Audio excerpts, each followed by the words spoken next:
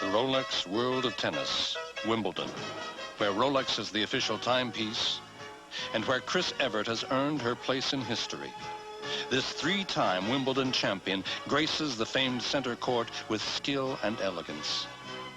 Like her timepiece, the Rolex Lady Datejust in stainless steel and 18-karat gold. Hal Davis Jewelers in the Capitol Terrace, downtown Boise. Ooh, what a cruncher.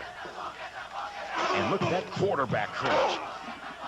Here comes another quarterback crunch ice cream from Triangle Young's. Look at this, fans. Nuts and cookies and chocolate and caramel all mixed up in super rich vanilla ice cream. Oh, how could you ever watch a ball game again without a dish or two? You couldn't. So go to the store and get plenty. Quarterback crunch ice cream from Triangle Young's. 100% Idaho. The Boise Home Remodeling Show, October 13th through the 15th. Brett Perryman short of the first down at the 20-yard line in the face of the blitz. Darryl Pollard with the tackle. Welcome those of you who are watching the Giant-Philadelphia game, where Philadelphia hands the New York Giants its first defeat of the year and wins its third. We're in New Orleans, where the 49ers and the Saints are scoreless, but now Morton Anderson makes his first appearance of this game to try and break the scoreless tie. Anderson, who has caught abuse from the fans and the media all week because he missed from 36 last year. This will be from 37. He's in a horrific slump, and now they shift, and they're going to fake it. And it's an option play, and there's a fumble, and they ought to put that one back in the book. Boy, was that ugly. That was nasty. That was... Oh, was that ugly. That's George Winslow, the punter.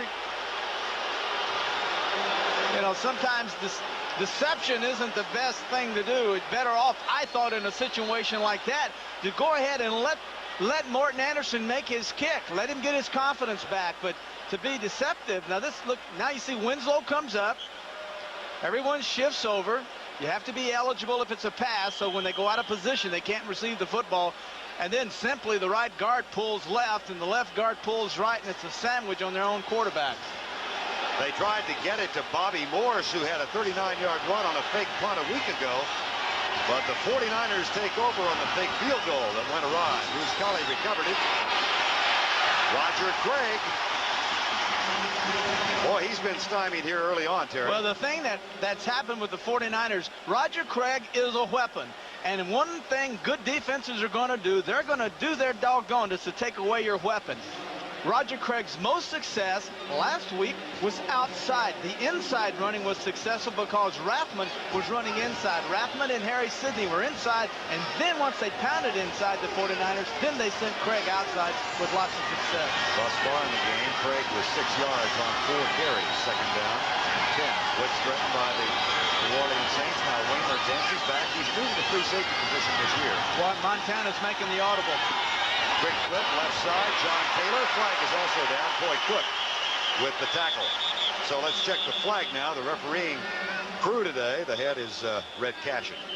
Excellent job by Montana. Even with the fake by Waymer, Waymer backed off about 10 yards. It still was a safety blitz, and Montana knew that. Offside New Orleans. All he's doing is playing with these corners. Little hitches, little hitches. Now they'll throw that safety blitz in there, and Montana will take his receivers and go deep with them. Or quick slants, which is the same thing. Hit them, let them run.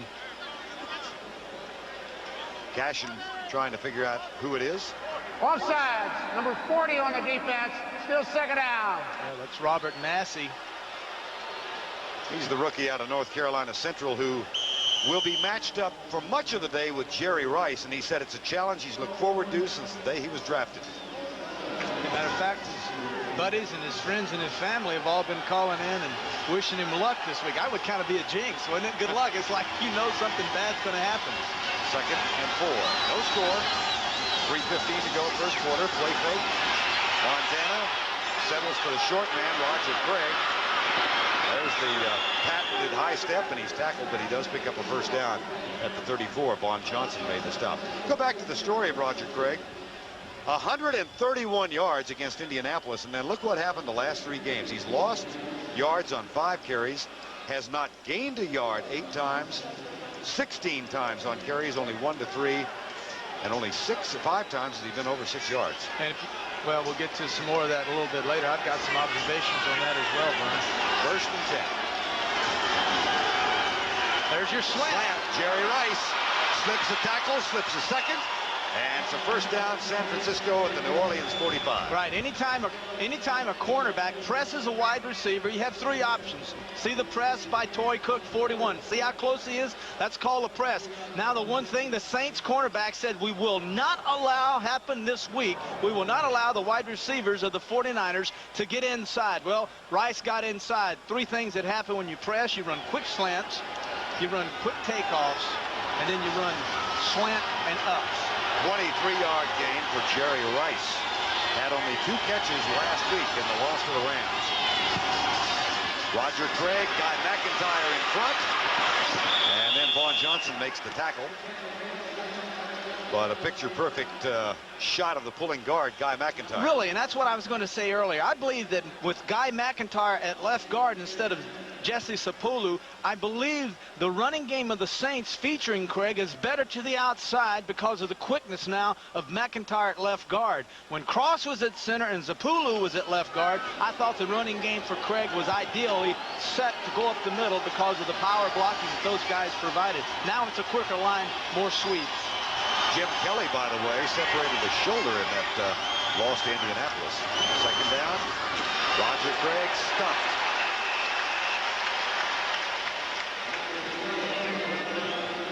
See, when we talked to Guy McIntyre, the left guard, who that time that Craig ran over, when talking to him, the thing that he told us, he says, I prefer pulling. I like to use my speed and get outside and pick up the block, the guy I need to block, and flatten him. You know, he says, I can do the other, but if he had his druthers, he'd rather pull and block to the outside on sweeps.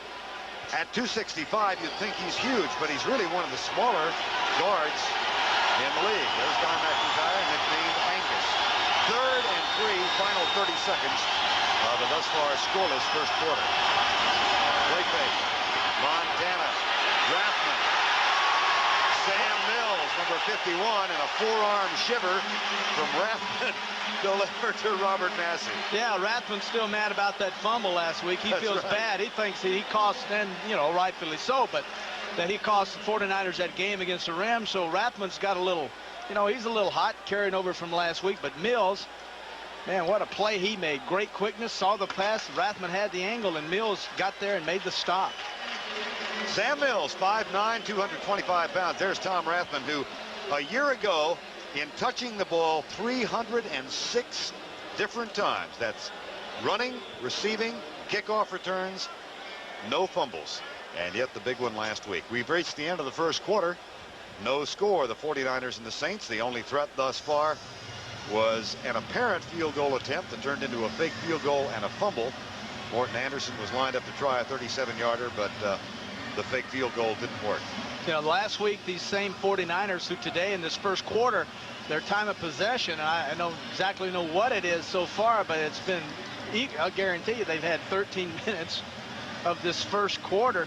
But the thing about them, they had the time of possession 2-1 in their favor last week, and yet still lost to the Rams. So time of possession sometimes can be extremely misleading. I remember a guy who used to say, it's the most overrated statistic in all of football.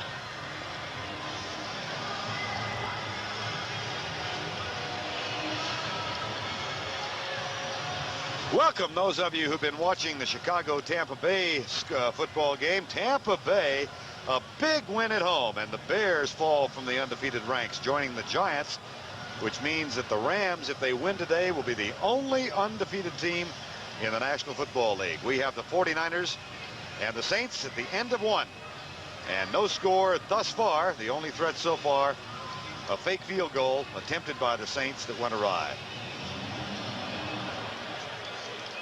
Now we want to welcome those of you who've been watching the Detroit-Minnesota game. The Vikings hang on to hand Detroit its 5th straight loss, 24-17. Minnesota goes to 3-2. Steve Court, Joe Hilgenberg on the Saints sideline. We are about to begin the 2nd quarter of 4th down now for the San Francisco 49ers. And Lonzel Hill has gone back in expectation of a punt from Barry Hilton. Lundquist, Terry Bradshaw here from the Superdome in New Orleans. A game that was originally scheduled for San Francisco but moved because the Giants are into the playoffs and will be at home to the Cubs tonight. Barry Helton will punt on 4th and 3. No score in the game. First play of the second quarter. Excellent punt. Whoa, what a dandy by Helton. Young man from the University of Colorado whose alma mater is undefeated and ranked 3rd in the country. That's a 33-yard punt and out of bounds at the 4-yard line on the first play of the second quarter. That's easy. You know, Barry Helton likes to, when he said I kick to the out of bounds, I kick to my left. It's easier because I come across my body with my leg. And also, I like to kick it lower because I can control the angle. If I try to kick it high, you never know if the nose is turned over or whether it goes sideways and it'll either float into the end zone or it'll be extremely short. Helton, who was a high draft choice in the 49ers last year and then was cut after he'd gone back. He had such problems in preseason. He went back to talk to his punting guru at Colorado. Cut him, and then after the first game here was re-signed, the season opener. He's had problems in that game. Here's the toss to Dalton Hilliard. Dangerously close to getting caught for a safety, and he's down to the 6-yard line. Now let's get an idea of what's going on elsewhere in the league. Let's go back to New York. Here's Brent. We have a breaking story. CBS Sports has learned today that the head coach of the University of Florida, Galen Hall, will be fired tonight. The university has called a news conference for 6 p.m. Eastern Time to make the official announcement. Sources say that the reasons for the firing include the funneling of money to student athletes. So Galen Hall to be out as head coach at Florida. Right now, let's send you back to Vern and Terry. All right, Brent. And, of course, Florida defeated LSU on the final play of the game last night, 16-13. A field goal from 41 yards with a second left. Hilliard near the 7-yard line. Kevin Fagan, number 75, makes the tackle. Yeah, you're going to run. When you run wide, it's very important that your tight ends and your tackles are able to get outside and block and hook everyone back to the inside if you're going to want to run wide. And that's what the Saints are trying to establish. But Fagan is doing an outstanding job of knocking these people off. He will not let him get at his legs. And when you do that, you can't hook him. Therefore, you can't run wide. Prevent defense comes in, the pass defense now for the 49ers. 3rd down and 6. No score in the game. Early in the second quarter. Hebert on the spread. Stunts by the 49er defense. He goes deep for Perryman, the speedster. And Eric Wright is back there with Brett Perryman. So also was Johnny Jackson. Brett Perryman out of the University of Miami, by far the fastest receiver that New Orleans has, and Bobby Hebert comes to the bench. Well, the Cajun rifle, something that's very seldom seen, is Bobby Hebert really hanging one out 40, 50, even 60 yards in that time. I mean, I've been doing these Saints games for a long time, and that's the first time I've ever seen him just set up and let one fly. George Winslow will punt it, and John Taylor waits at midfield. So the 49ers, after the excellent Hilton punt, will try this with good field position. Taylor at the 48-yard line goes left and is down at the 41. The tackle made by Dave Weimer, number 44. 40-yard punt, 7 on the return. Michael Carter, Bobby Hebert, Saints, and the 49ers from New Orleans.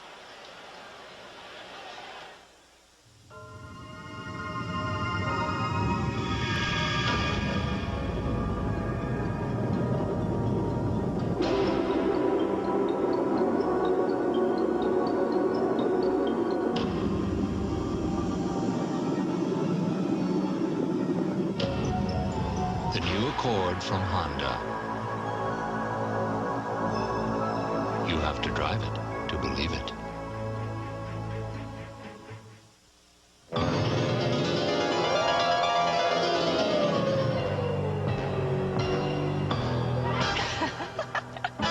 Ooh, scary. Tired of wearing the same old face Halloween after Halloween? Why not try a Fright Night nose mask from Bud and Bud Light? There's Batface, Scary Witch, Mr. Pumpkin, and Big Black Cat. Best of all, these amazing masks are available where Bud and Bud Light are sold. So, next time...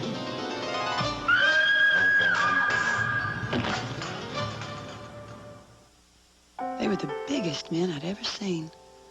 They lifted my mama's couch like it was a toy. I ran to my room, but it was gone. But my mama was still there. If you die, will they have to say goodbye to your house as well? Ask an Allstate agent about mortgage protection and make your family a promise we'll help you keep. As we drove away, I watched my house get smaller and smaller until it wasn't there anymore. 13:06 to go first half. Scoreless first half thus far. The 49ers with a first down and 10 at the 41-yard line. The only threat of the game came on a New Orleans drive that got them down to the 20-yard line. They settled for a fake field goal attempt. Morton Anderson came on and lined up for a 37-yarder. But then George Winslow shifted under center. They tried an option play to Bobby Morse. Fumble recovered by the 49ers. And the 49ers now have a first down at the Saints' 41-yard line. They have not lost here with Joe Montana as the starting quarterback. He is 6-0 as a starter in the Dome. Montana starts right, goes back left. And Jerry Rice makes the catch for a first down inside the 30 at the 26. Rice, as we said, with only 2 catches last week. And boy, when he goes over 100 yards this year, they have done superbly. They've won all 3 games. He's 2 for 36 in this game. Against Indianapolis, 163 yards. Tampa Bay, 122 yards. And Philadelphia, a big game of 164 yards. Last week, when he was held to only 2 catches, a loss. Looks like the Tony Dorsett. That's right. I was just thinking the same thing. There's Craig. Knocked backwards. This New Orleans defense has now gone 29 quarters at home and allowed only 3 touchdowns in the last 29 quarters. Last 7 games in 1 quarter. You get an idea of what's happening at the line of scrimmage. Notice the Powell in the center, and then Craig trying to get over the top. He was able to get over the nose tackle Wilkes, but then inside was Vaughn Johnson and Sam Mills, the 2 inside linebackers, who gave him a little ride. Mike Wilson comes into the lineup. He is to the right side. Taylor and Rice both left. Now Taylor in motion, Montana back. 4-man rush. Montana, Rathman. And Rathman and Toy Cook collide at the 18-yard line. Rathman, the bigger athlete, and gained a couple of extra yards. There's Toy Cook, who's starting now for the 2nd week in a row. 8th-round draft choice from Stanford, where he was a multi-purpose athlete. He was an All-American baseball player and helped lead Stanford to the World Championship, Collegiate World Series in 1987. A real problem, excuse me, Vern, a real problem for the Saints. They're not getting any pressure on Montana, yet they're afraid if they send their linebackers or a safety, now they've got to deal with Taylor and Rice on the outside, who can burn anyone. So they're kind of in a catch-22. Do we blitz or do we stay off? 3rd down. Harry Sidney cut backward. He didn't get it. Dave Waymer, number 44, who is coming on the blitz. Waymer, there's your guess. It's been a guesswork. The play before was zone. Now the man. Good guesswork by the safeties. This is Waymer, a natural cornerback in the center of your screen. Notice he's sneaking up right at the very end, and then he's sitting right there waiting to put the kill on him. But Waymer is a natural cornerback who is very aggressive, who is now the captain of the secondary, playing free safety. Dave Waymer, who was a teammate of Joe Montana's at Notre Dame, once caught a 64-yard touchdown pass from Montana. Against Georgia Tech. Michael Kofer had his streak end at 17 last week, 36 yards, but they've got to fight the clock. They're not going to make it. Delay of game call. That will cost him 5 yards.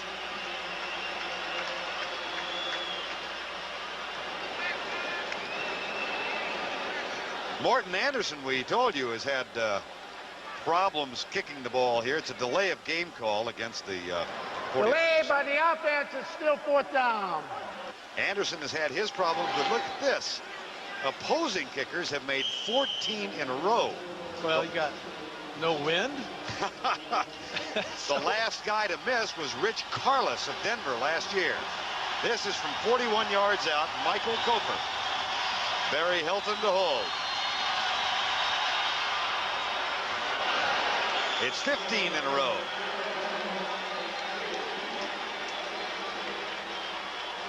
So the 49ers, who last lost here in 1986, and have won here by 1 and 2 points in the last 2 years, take a 3-point lead early in the second quarter.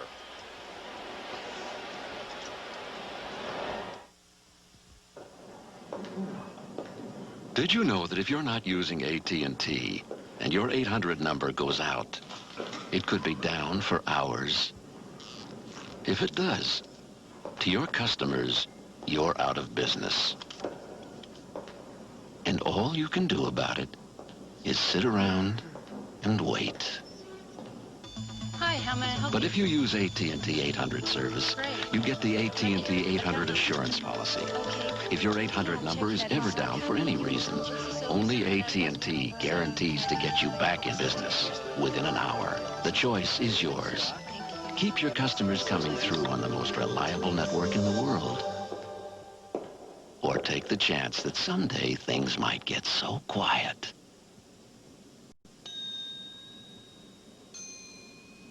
Reliability, another AT&T advantage.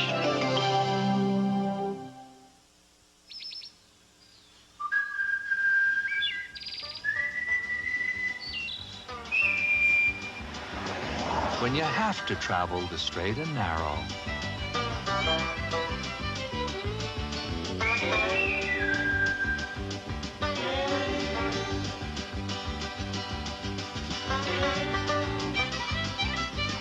Milk it for all it's worth.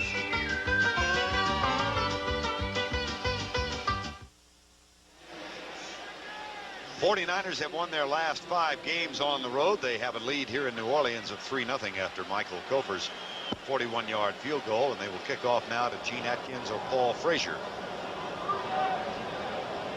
With this road record early on, of course, the 49ers will enjoy November. They are at home every week in November, including a Monday night game against these same Saints. That was scheduled for here November 6th. It'll now be at Candlestick. Short kick. Atkins doesn't get out to the 20-yard line. He's knocked down at the 18. Spencer Tillman, number 23, makes the tackle. Bobby Hebert and the Saints come back on the field. They've got a first down at their own 18. Time has been called.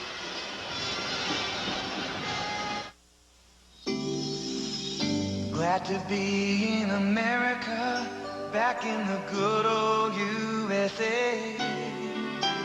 I've been missing my baby, the sweet green earth, and a pure simple meal made America's way. A lean quarter pounder hot off the grill with crispy golden fries. America's meat and potatoes. I'm home. That's McDonald's.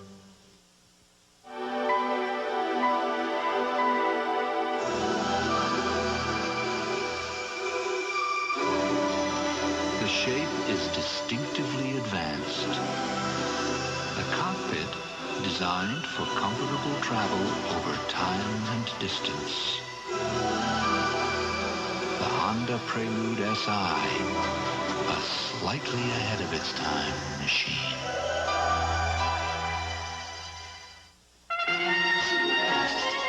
Today's Duracell battery lasts up to 30% longer than the one from a few years back. Duracell. You can't top the Copperton. The fiber that's pound for pound 5 times stronger than steel and is used in this bullet-resistant vest makes up the unique belt of Road Handler Treadlock radios. Great low prices, Road Handler tough. That's your money's worth and a whole lot more. An SEC collision. Tommy Hudson pilots LSU against Reggie Slack and Auburn. Tiger meets Tiger next Saturday on CBS Sports. 9:40 to go. First half of play. 49ers lead the New Orleans Saints before a full house here at the Superdome in New Orleans. Saints came in 1-3. They won their opener against the Cowboys here, 28-0.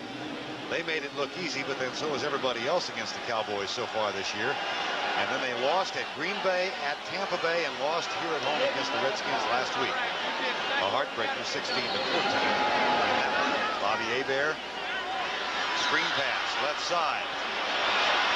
Hayward with Brad Edelman out on in front of him, but didn't gain much. Yeah, screens are designed to slow down a pass rush, and that time the quarterback, Hebert, just had a simple little screen on, and he caught the perfect defense, just a plain old simple zone, and well executed. And just, you think against those zones, Vern, you'd be able to get guards out, tackles out, and pull and block people. But big men, when they're pulling, have a harder time blocking little guys downfield. It's just harder to do, and therefore didn't get as much out of it as they'd like. Got 4, second down, 6. Sets up to the right side. Stunts again by the 49er defense across the middle. Dalton Hilliard can't get out of the tackle and is dropped by Jim Fonhorst, number 55, at the 28-yard line. Teams used to take their people and slide their guards to Haley, 94. But one of the big changes in the defensive lineup of the 49ers is 94 Charles Haley is a linebacker. But here of late, last week especially, he played at defensive end position the entire game. He's down as a defensive lineman, which takes off. Now the 49ers are a 4-3 team, not a 3-4 team. And he doesn't necessarily like playing that down position. No, he says, I see better standing up. I can see the guards. I can see the quarterback. I don't like being down. 3rd and 2. New Orleans, they trail by 3-0. Lonzel Hill starts in motion, followed by Don Griffin, and Hebert will throw on 3rd down. Got a man across the middle. It's Lonzel Hill. And Mo Hill is out of bounds with the Saint first down at the 41-yard line. Lonzel Hill. Master of everything. That's what the Mo stands for, but the master of everything shouldn't have stopped then. If you're going to get hit when you stop, Mo, go ahead and get on out of bounds. If you're not going to get any more yardage, you might as well get out of bounds. Excellent protection. We were concerned. I'm not playing. The Saints were concerned whether or not they could hold Carter out, the nose tackle. Well, good job by his guard and center. Crossing routes, hey, let's say it like it is. Crossing routes are the greatest routes in football if you're going to throw it. That's good for a Saint first down at the 41. 7:54 to go first half. 3-0. San Francisco leads. Obi Turner starts in motion. Craig Hayward gets the handoff. And Michael Carter comes over from behind, number 95, to wrap him up. Michael Carter, who I remember having done this game a year ago, the season opener, just had a huge day against the Saints, and he usually does. Yeah, well, the thing that makes him so great is the Saints offensive linemen say the guy's got the longest arms you've ever seen. And when we come up with our hands to get him on him, Vern, his arms are so long, we can't get near him. It's, you know, you're swinging at him, and you're like, he's got his arms in your chest, and all you're doing is fanning air. But he's got long arms, he's low to the ground, and extremely strong. Gain of 1, 2nd and 9. 42. Split backs.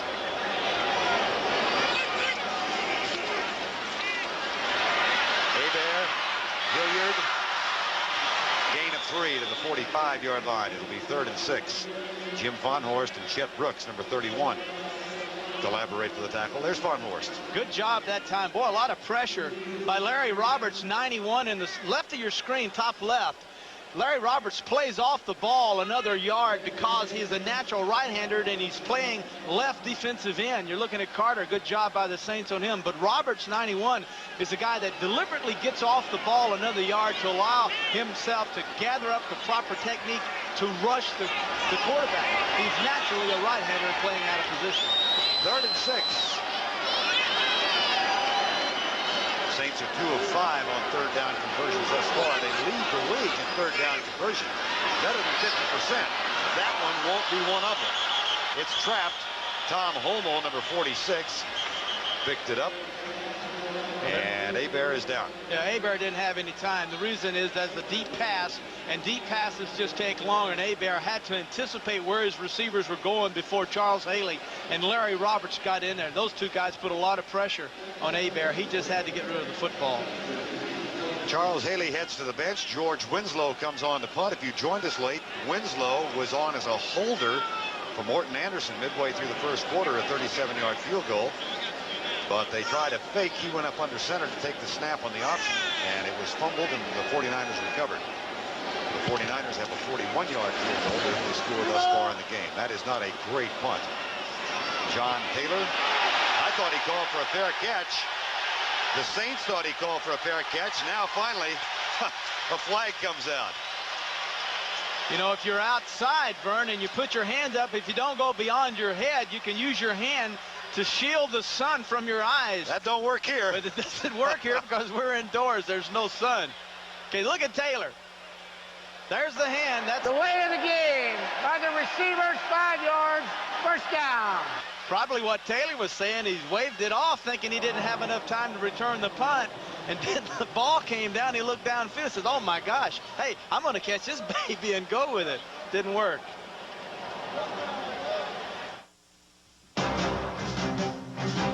We help more Americans go to college, and we issue more MasterCard and Visa cards than any other company. We also serve millions of customers in every major marketplace worldwide. We're Citicorp and Citibank, America's largest financial services company.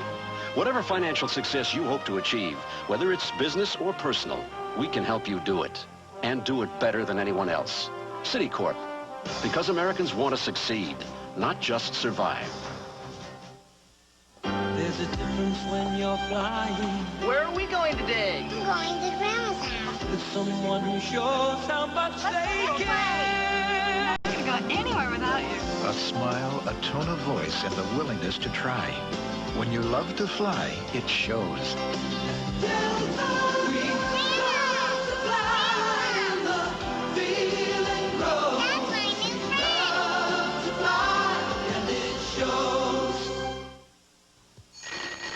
Oh, 5 more minutes.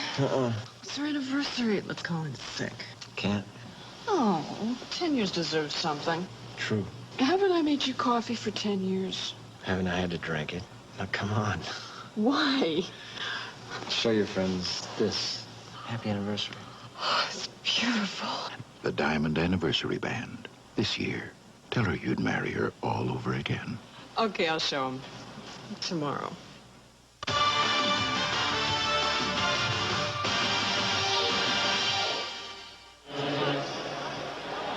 .6:03 to go first half. 49ers lead 3-0 over the New Orleans Saints, and the offensive group huddled looking at pictures.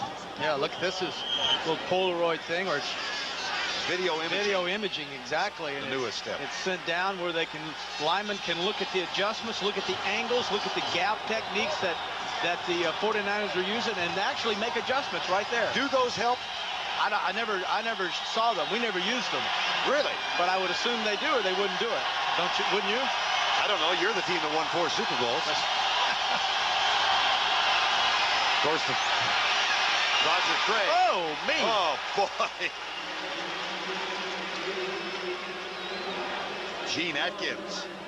That play had all the makings of a great play. The wide sweep, which is really, I think, is the play that works well for him. Notice McIntyre, number 62, pulling out. Bruce Colley, both guards are pulling wide. No, all of a sudden, it looks like Craig has a big hole, and then Gene Atkins puts a stop on him.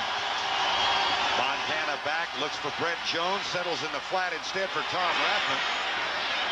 And he's out to the 25-yard line.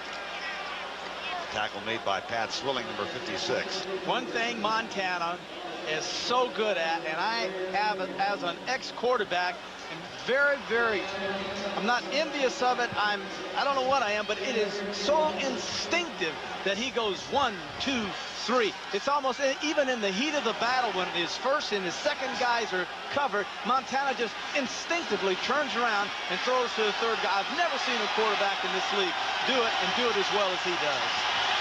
3rd and 1.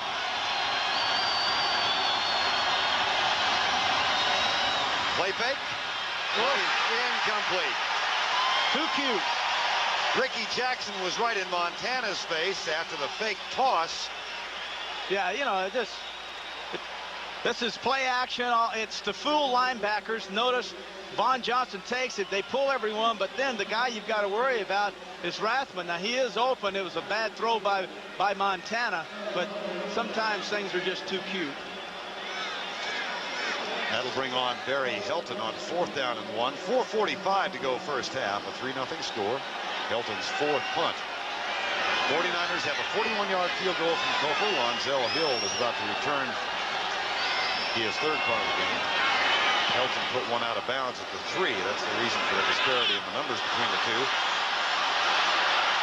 And Hill doesn't get much of a return there. As we said, Derek Shepard, who fumbled a punt last week, was waived. 34-yard punt, 1 on the return. Saints get it back with 4:36 to go first half. When it's the big game, will the major have to call timeout? Polly! When he gets interference from the majorettes? Watching this game is very important to Mac. It makes him happy. You idiot! Major Dad, Monday. Did you The throw. Quick pass for Rice. Got a touchdown, 49ers. It was truly a great honor to be chosen as the most valuable player in Super Bowl 23. Hey, it's Jerry Rice. But I have come to know that there are a lot of people who are the most valuable players in their community. Here in San Francisco and in every city in the nation, there's a critical need for professional daycare services. And here at the Holy Family Daycare Center, these kids are getting the love and the care they need. And for all of you who give to the United Way, you are the MVPs, the most valuable people in San Francisco. All right. Out there are the people who give to the United Way because they care. They are the real MVPs. So from this MVP and his family to all of you, I want to say thanks. The United Way, it brings out the best in all of us. This message furnished by the National Football League. CBS Sports coverage of the National Football League is sponsored by Bud Light. Everything else is just a light. The good time, great taste of McDonald's. And by Honda, who invites you to test drive the new Accord. You have to drive it to believe it. First down 10. New Orleans Saints have the ball at their own 42. 49ers lead it by 3-0. Saints have been a good first half team so far this year. Their horrendous problems, Terry, have come in the second half. And if you looked at their offense, you would always look at the quarterback and say, obviously, he's not playing well in the second half. But Hebert is tops in the National Football League in passing percentage. He's a 70% passer, averaging about 250 yards a game, 3 touchdowns, 3 interceptions. Very, very good quarterbacks. First down and 10 from the 42. 4:36 to go. Corner blitz threatened now. Or safety blitz it is. Up the middle. Whoa. Greg Hayward almost broke it. Stumbled as he crossed the 45. But once again, to bring you up to date on the offensive structure of the Saints, is Hebert, even in safety blitzes, he's very limited, Vern, in what he can do. If it's a run, he can only audible to two more runs. If it's a pass, just 2 more. He cannot go through the whole game plan and pick out what would be best against a blitz. So he's restricted, whereas Montana isn't. Second down and 3. Ball at the 49.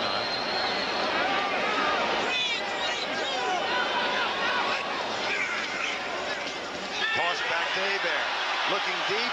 They settle for John Tice.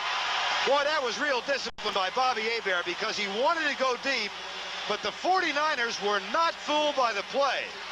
And Jeff Fuller and Chet Brooks were both deep on Floyd Turner, so they settled short for the tight end. Notice Hebert turns around, hands off, then the pitch back to Hebert. Tice will come across, but the key outside is Perriman gets inside. He takes these guys out. Big hole right here for the crossing of Tice. Excellent job by Hebert. Play action, there it is. There's a toss back. Now on play action, on gadgets, you always look deep. No one there. Good job by Hebert. You know, the first time I ever saw that play, a Super Bowl. Roger Staubach tossed it back to Preston Pearson against the Pittsburgh Steelers, and it went nowhere. It went nowhere. Actually, it was fumbled. That's right. And we recovered. That's right. Shame on you guys. First down and 10. Split backs. Darryl Pollard is out. Eric White has taken his place. Hebert for Eric Martin. And for the second time in the ballgame, a one-handed grab by number 84.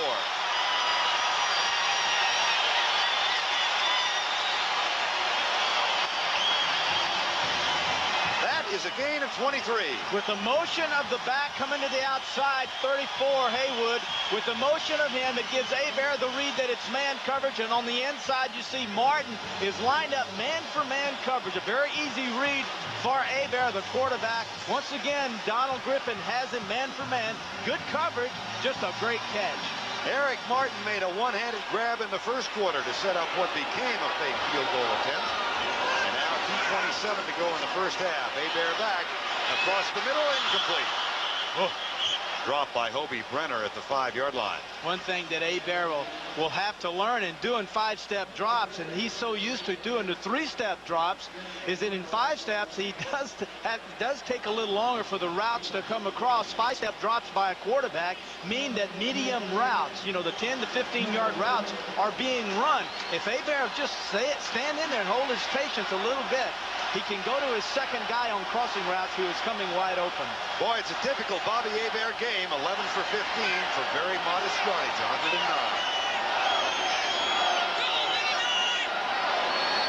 Hayward starts in motion. Second down and 10. Dalton Hilliard to the 9-yard line. And there's an indication of a fumble by the 49ers. Chet Brooks says he has it. Line judge says, no, you don't. Said he was down. That's John Alderton, the line judge. You know, with Reuben Mays being operated on this coming Friday for a right Achilles heel injury, he had the left one operated on. Hilliard now is the featured back, and he's done an excellent job. The Saints would like to feature a solid running game to take pressure off of Hebert, but so far it's been Hebert's passing that's been the offense of the Saints.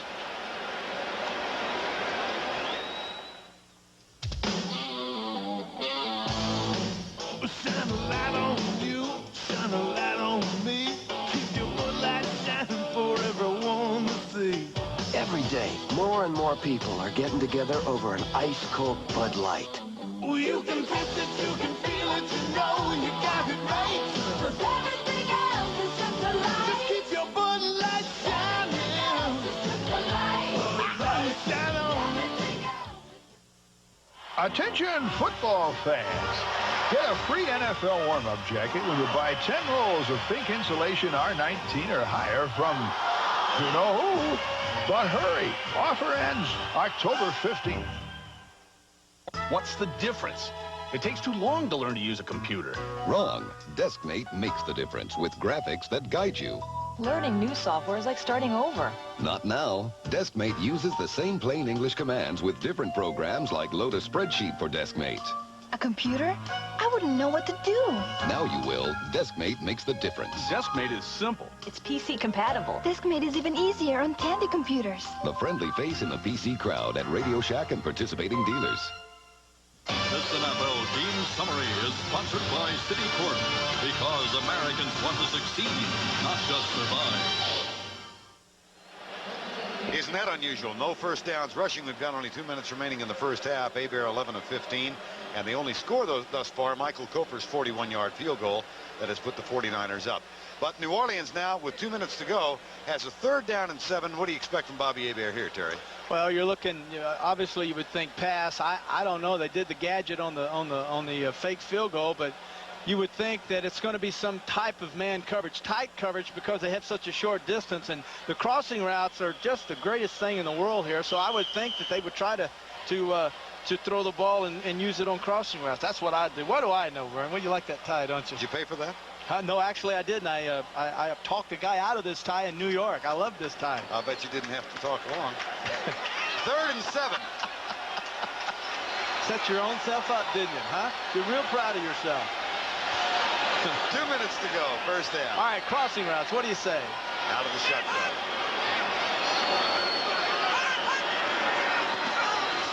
Into the end zone, left side. Perryman bumping, flag. 1st and goal.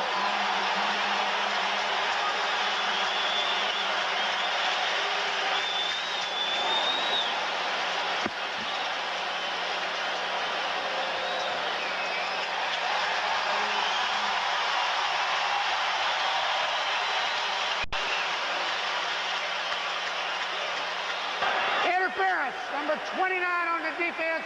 Interference in the end zone. The ball will be placed on the 1-yard line. First down. Jeff Fuller told Vern and I last night that one thing we will not allow the Saints to do is to throw in cuts, slant routes. When we get in scoring territory, we're going to force them to throw the fade. That's the fade. You saw the left hand of Donald Griffin go on Perryman, and down went the flag. 8 times this year, the Saints have had a 1st and goal. 8 times this year, the Saints have scored a touchdown. And they've got a 1st and goal right now. Hilliard, no TD this time. He lost a yard. Chet Brooks, the one-time 11th round draft choice from Texas A&M, made the tackle. Boy, when you run outside at the goal line, you really are taking a gamble, Vern, because gap defenses are designed both down in here to penetrate. They're designed to penetrate. You're taught to penetrate and knock off pulling guards and backs. Look at Fonhorst 55 get inside.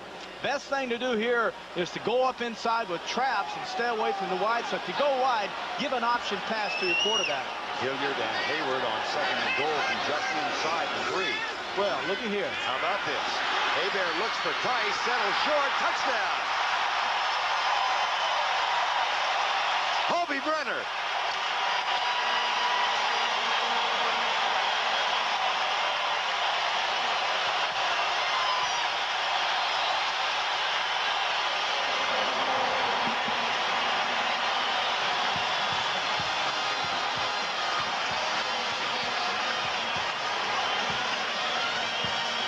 His 2nd touchdown of 1989. Pat yourself on the head. Well, I'm telling you, Vern, this old dog, I liked it down here, and if I wanted to really hurt someone, I wanted to get outside play action, and I was either going to run it or throw it. And Hebert with a bad right ankle, outstanding job by him. Morton Anderson to try and make it a 7-3 ball game.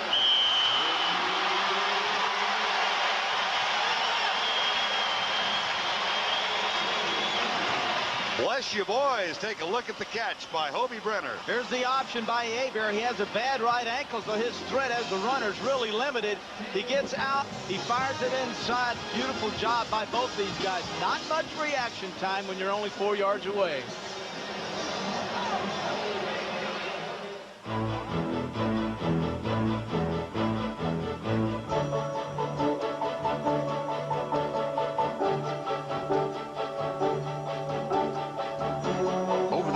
Much has changed about the game. Today, the best in the business fly. And the airline that takes over 300 college and pro teams to their chosen field is United. Come fly the friendly skies. What are you doing? Hey, Dave, where'd you get that chin? What's wrong with my chin? Where'd you get that nose? It's Dad's. How do you shave under that thing? Now there's a razor as unique as the Thomas face. The new Slim Twin razor system. Slim Twin has the slimmest cartridge to shave hard-to-reach places, and a choice of pivot or fixed head shaving. Dave, I'd give Dad back his nose. What's wrong with my nose? New Slim Twin reaches every place on every face. From Chic. My poor brother, Tom. Every time he tried to see what he was missing, he would miss what he was seeing.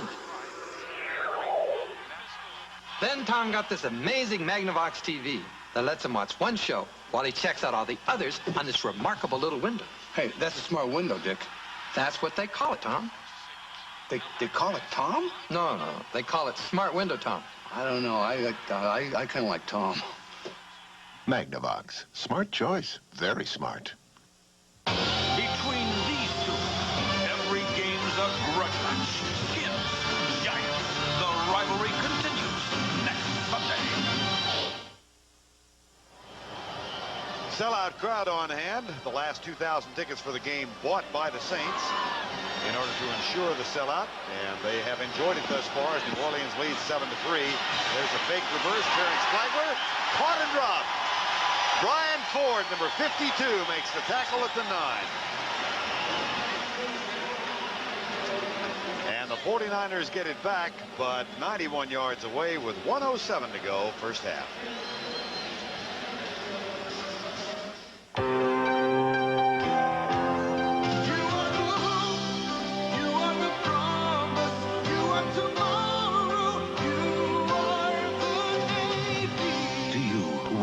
Shape our future, we invite you to learn the technology of tomorrow while you serve your country in the Navy of today.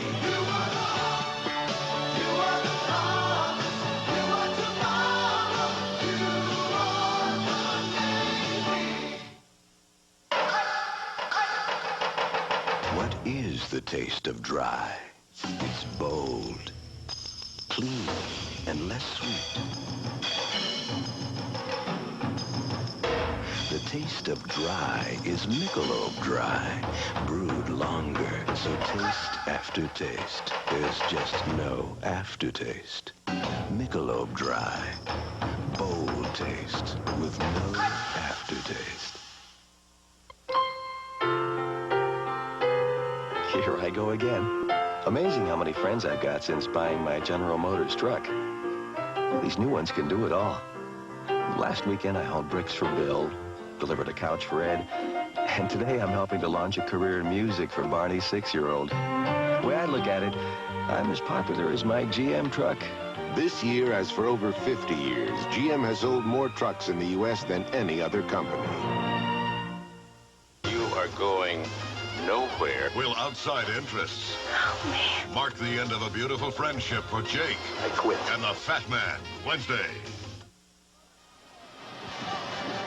Bobby Hebert talks it over with Carl Smith, the offensive coordinator. Bobby with a touchdown toss to Hobie Brenner that has given New Orleans a 7-3 lead with 67 seconds to go. He is 12 of 16. Joe Montana, 8 of 12 for 63 yards thus far. Four-man rush into the face of the prevent defense, and Jerry Rice has a first down for the 49ers at the 20. Both teams have all 3 timeouts left. 49ers will not use one here. They'll go with a no-huddle offense. 50 seconds to go. That was Rice's third catch.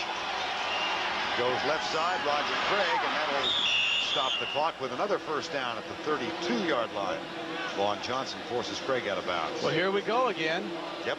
Here we go. This is the thing that Montana does, and if you're scouting the 49ers, there are 2 quarters that you fear the most. One of them is the second, and the other is the fourth. And why? Because that's when the 49ers do their most scoring, in the second and in the fourth. And who better to engineer it than Joe Montana? Perhaps in modern day era, the finest quarterback in this position, in this situation as anyone to ever play the game.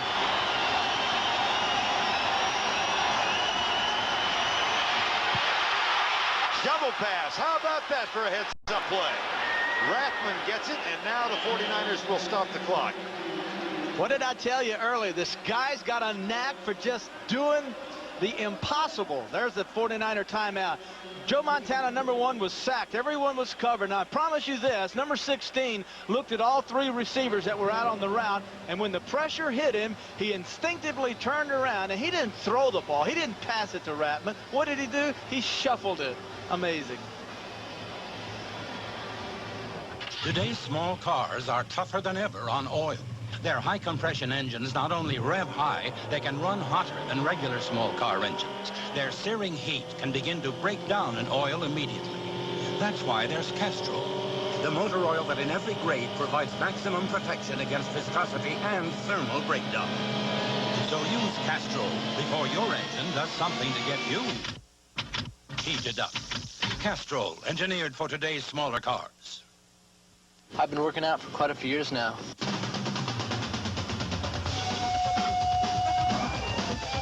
I found it's easier to stay in shape when I do a lot of different things.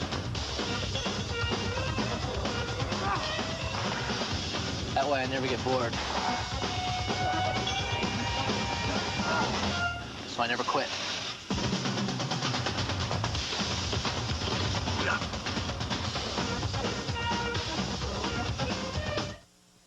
When you've got your power stroke going, nothing's gonna beat you. Introducing Power Stick Antiperspirant. 24-hour protection in just one wide stroke. New Power Stick from Fabergé. It's 32 degrees. And Jan Trumpeter is learning all about her antifreeze. The hard way. What is happening to me? Don't push your luck. Guarantee it with Advanced Formula Prestone. Saints lead at 7-3 with just over half a minute remaining in the first half. 49ers have a first down at their own 43-yard line. They have 2 timeouts left. Joe Montana, who has been sacked 17 times in the first 3 games this year, has not been sacked in the first half here. Get pressure, and one of the things that Montana does so well is he avoids it just by playing mental game. Just extremely smart. He gets rid of the football. First down and 10. And again, a 4-man rush with stunts. There's a fumble. That is a live ball. Saints have it.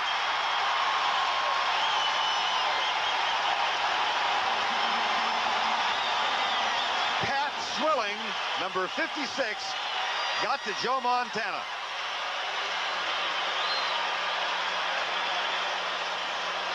Fern just told you that one of the things that so far Montana had not been sacked. He sets up a short sack, but a beautiful job by 56 Swilling as he comes around Bubba Parrish. You've got a big man in Bubba Parrish who is matched up against a small man in Swilling, but Swilling is one of the best, probably well-kept pass rush secrets in the National Football League. Pat Swilling gets to Montana. First sack, fumble, first turnover. And the Saints have all 3 of their timeouts left now with 26 seconds before halftime. First and 10 from the 38-yard line. 4-man front for the 49ers. Eric Martin starts in motion.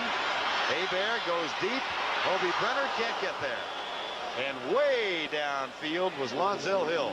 You notice Hebert with those big teeth, he got him knocked out in Tampa, and he's waiting on his new caps to come in, but he fusses and gripes and screams and hollers, and he said it's as much as I am mad at myself. It may appear that I'm yelling at receivers and linemen, but I'm mad at myself. And if when he sees the tapes of this, he'll notice that when he cocked his arm, Perriman 80 was wide open in the end zone.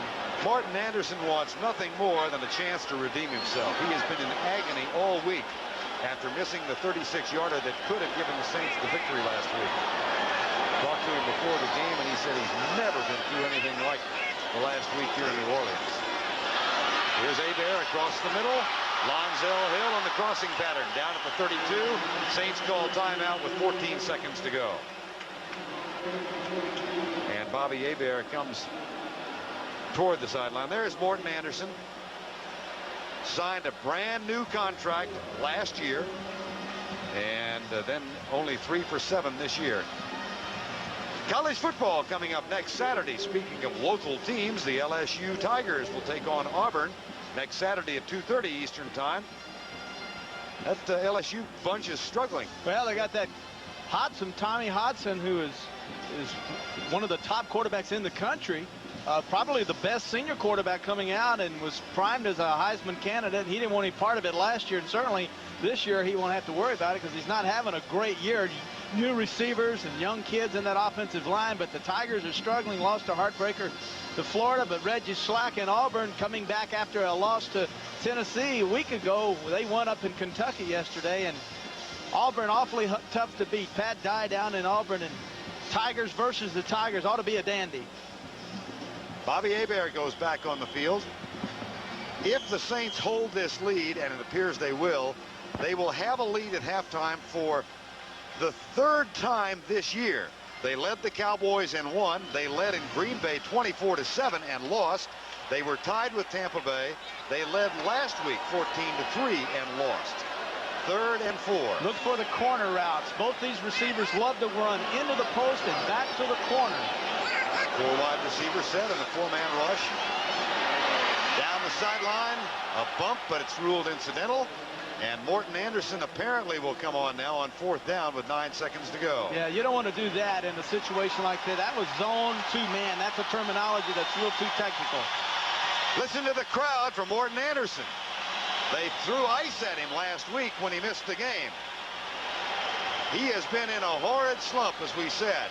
In the first 9 games of '88, 18 of 21. In his last 11 games, including the last 4, he is 11 of 22. This will be from 49 yards away.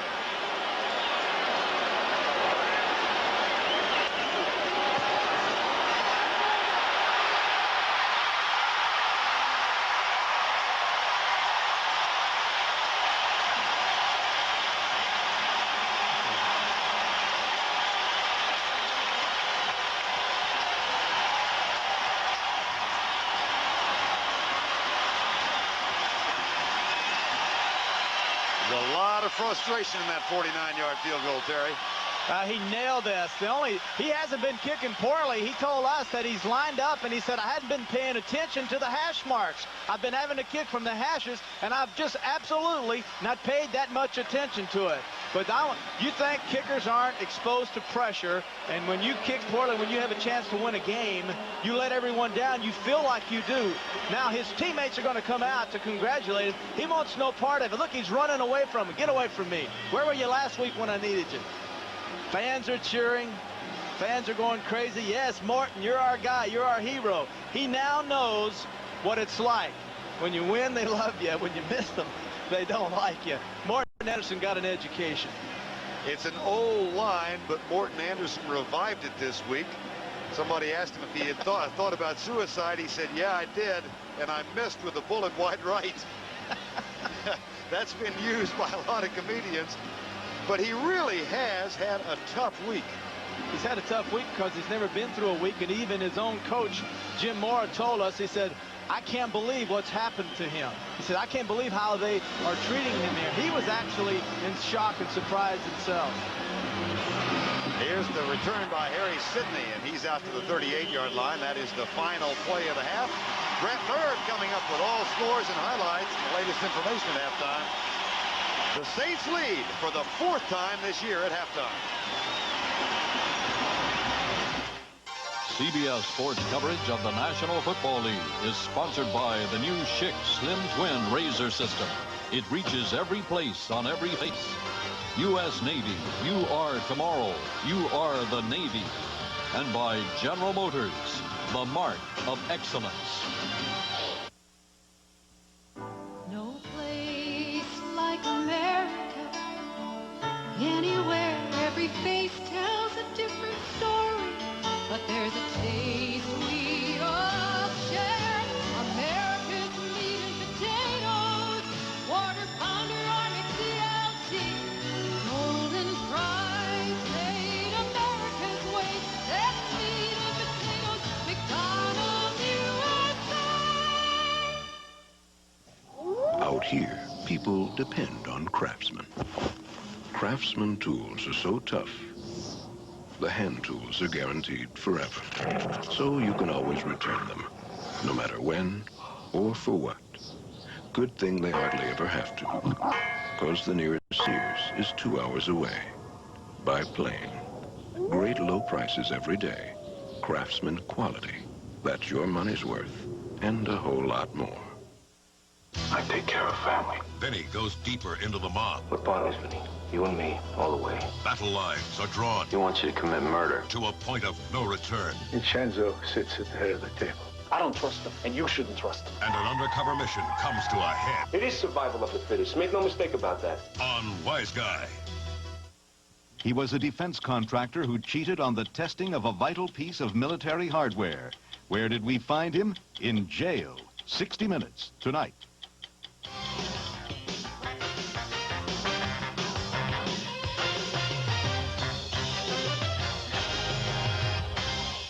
On our way to the scores and highlights, there is a shakeup coming tonight in college football. CBS Sports has learned earlier today that the University of Florida is set to fire head football coach Galen Hall. Hall has a career record of 40 wins and 18 losses, is 4-1 this year with a dramatic win over LSU last night.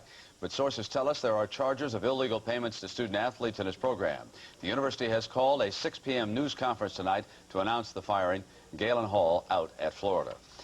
Now to our scoreboard, and in the big one, as far as the New Orleans Saints are concerned, I think as everyone's well aware, you can just about kiss their chances goodbye if they don't come through against the San Francisco 49ers. And there is Hobie Brunner with the touchdown pass for the Saints, and it is 10-3 over the Niners. Meanwhile, Atlanta and Los Angeles and the Rams continue, of course, to be a very impressive football team.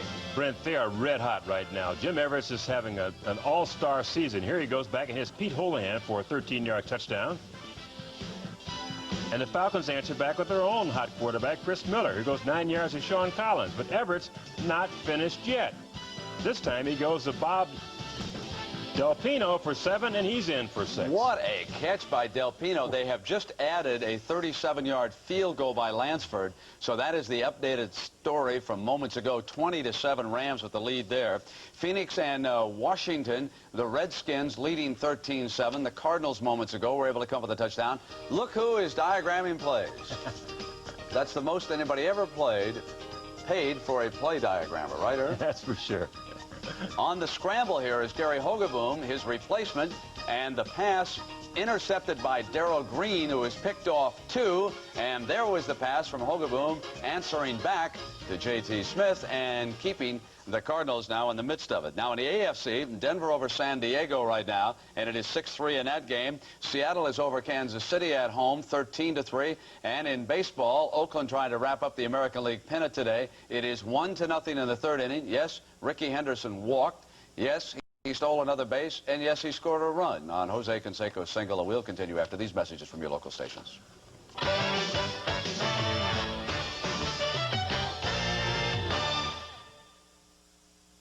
When it's the big game, We're going to kick back. will the major have to call timeout? Polly! When he gets interference from the majorettes. Watching this game is very important to Mac. It makes him happy. You idiot! Major Dad. Then Walter's beside himself when his imagination becomes an open door on The People Next Door. Right after Major Dad, Monday. Tuesday. What you're about to see is not a recreation. Trapped in a deadly high-rise fire. No way down, no way out. Their only hope, rescue 911. This is CBS. It's almost over, but it's not too late. All brand new 89 Lincolns and Mercurys are now priced below factory invoice. $4,000 below factory invoice on some models. Yes, while they last, all new 89 Lincolns and Mercurys are priced below factory invoice. All remaining 89 simply must be sold. Please, don't miss your chance to save like never before. None will be held back. At Dick Dolly Lincoln Mercury, give us a chance. We will save you money. Tomorrow, Columbus Day, discover incredible one-day savings from 9 a.m. to 10 p.m. at the Bon Marché. Save 30% on the entire stock of cotton flannel sheets. Save 25% on all regular price fine and casual china. Technique's 110-watt stereo system with remote, just $6.99. This Zenith 19-inch remote TV or this RCA VCR, your choice, $279. That's tomorrow only from 9 a.m. to 10 p.m. at the Bon Marché. On the outside, sports reporting seems to be simply a matter of reading scores, telling who won or lost, and showing highlights. And a lot of people can get by with that. But for some, that's not enough. Some people live sports, understanding not only the rules and the plays, but the moves behind the moves. Why a good team is more than just players and coaches, strategies and tactics. Jim Brinson, Eyewitness Sports. Because it's not only whether you win or lose, more precisely, it's how you play the game. Eyewitness News, weeknights at 5, 6, and 10. It was a topsy-turvy day for quarterbacks in the National Football League. Jim Kelly of the Buffalo Bills, separated left shoulder, out 4 weeks. Bubby Brister, injured left knee, sidelined. Vinny Testaverde, bruised right knee. Still too early to tell how seriously he's hurt. And, Irv, we had a couple of unbeaten teams knocked off today. The Giants went down the road to Philadelphia. Your Eagles got them. Well, the rock'em sock'em game, though. It was a tough ball game, though, Brent. And Buddy Ryan had to wait until the fourth quarter for his offense and finally bailed him out. And Buddy's overseeing everything right now. Said, okay, our defense has done a job, put us in great shape here. And Anthony Tony in the fourth quarter, taking a reverse for the Eagles, goes up the right sideline for a 44-yard gain, setting up a scoring opportunity for the Birds. And Parcells is wondering how his defense is going to stop him. The Eagles line up a few plays later, inside the 2-yard line, handed off to Tony again, a 2-yard touchdown, and they seem to take control of the game. But Brent, Phil Simms tried to bring his ball club back in the fourth quarter, and is picked off by William Frizzell, and the Giants suffer their first defeat of the year. And the Eagles at 3-2, a game behind. And the Chicago Bears lose for the first time. And so Green Bay and Minnesota both moved to within a game. A wild one. Tampa had a lot of Bear fans on hand. Crowd of 72,072, largest crowd ever. They loved the Vinny Testaverde show. Bruce Hill bangs in one of 3 touchdown passes on the day. And Lars Tate ran extremely well from that tailback spot. 16 yards out, he's in for the touchdown. But Vinny Testaverde, hurt very late in the game, limped off, did not appear to be serious. Hopefully it is not. And Tate with the icer, 42 points they got against the Chicago Bears, and That's the most points the Bears have given up since '81. All right, over in the AFC, the Cincinnati Bengals spring to life in the fourth quarter.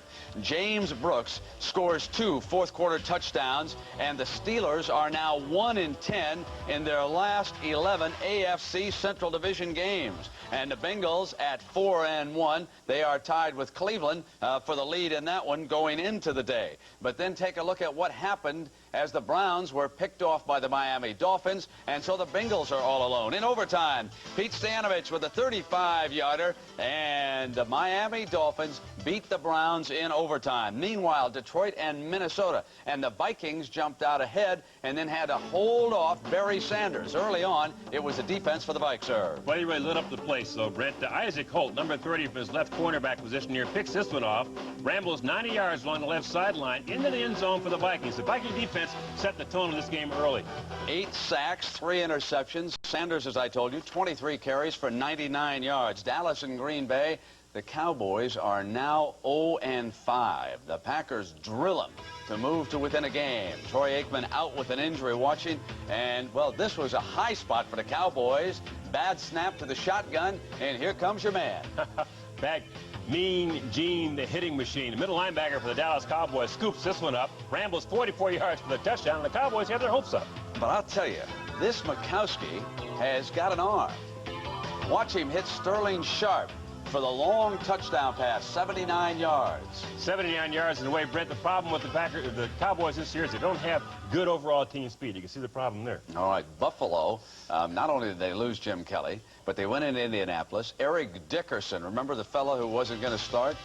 Kelly was shaken up. Dickerson got a couple of touchdowns. Kelly was drilled after hitting Andre Reed with a 16-yard touchdown pass. And then he was also hit hard on this interception here by Keith Taylor, an 80-yard interception return. That was after Kelly was taken out of the game, and Frank Reich actually made that pass that was intercepted and taken back. 37-14 the final. Houston and New England, and the Oilers are now 2-3, and good luck, Jerry Glanville, next Sunday as you go to play Mike Ditka and the Chicago Bears in Soldier Field. John Stevens banging in for the Patriots. I think the Bears will be ready for the Oilers. All right, and we will continue by sending you back to the stadium and the game you're watching on CBS. At halftime, the New Orleans Saints lead the 49ers by a count of 10-3. CBS Sports coverage of the National Football League will continue after this message and a word from your local station. You're going to like it here. You got a great team behind you. You sure can't complain about the money. You putting that bonus to work? I don't know. Call my Proof Base broker. Rock solid. Fastball now on track. Just like this club. At Prudential Bates, rock solid means an all-star team behind you, armed with the strength and resources to win. You think you can win 20 in the majors? Maybe. Maybe 21. Nice changeup. Prudential Bates Securities, rock solid, market-wise. I'm only going to say this once. Remember when life was simpler? When problems didn't seem to be lurking behind every corner? When everything was as easy as making a long-distance call on AT&T. And whenever you travel, remember that AT&T is the fastest, most reliable long-distance service in the world. Choose anyone but AT&T. AT&T. And who knows what you'll get. Well, it must have been a very big moth.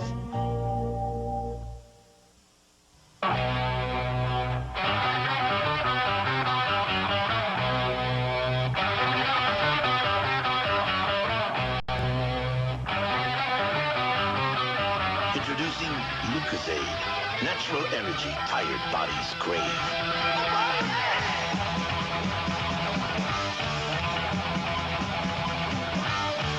With more energy than any leading drink, Lucozade is liquid energy.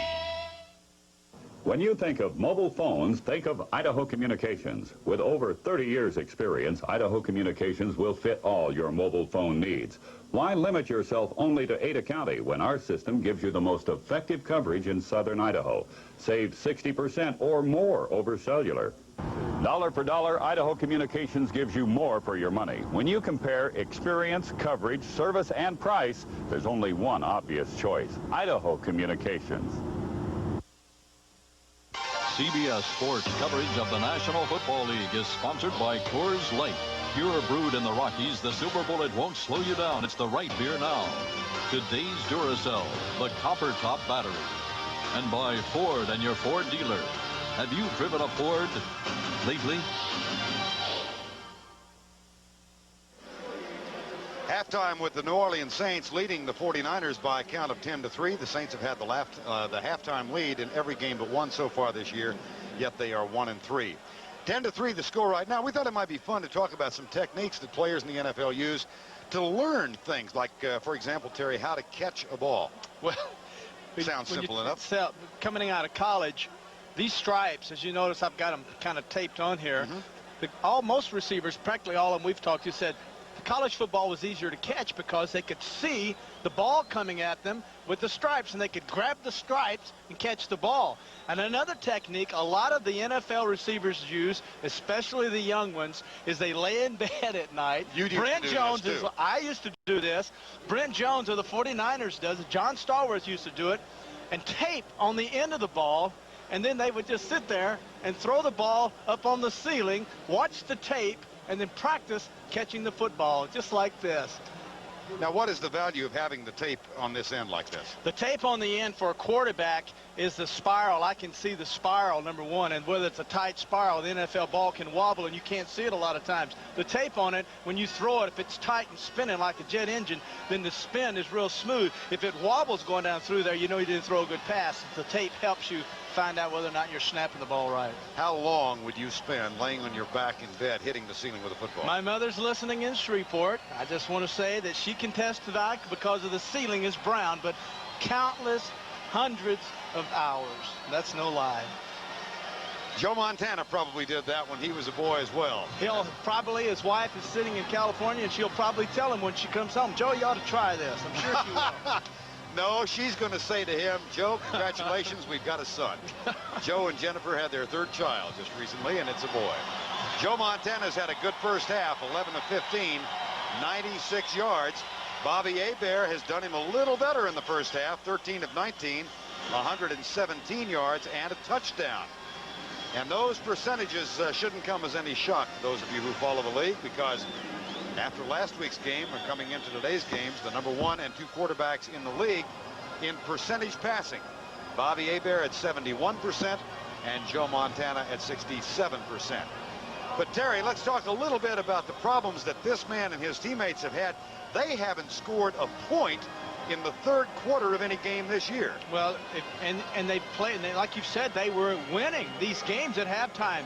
But what happens so many times is, and the biggest problem is that people are saying they're not making enough adjustments at halftime with their offense. Defenses do adjust at halftime to the things that you did best against them in the first half. So what happens is the offenses have to get to imagining what the defenses are going to do now and say, okay, we did this in the first half, we're going to get rid of this, and we're going to try something else and find out if indeed there have been changes made defensively to stop us.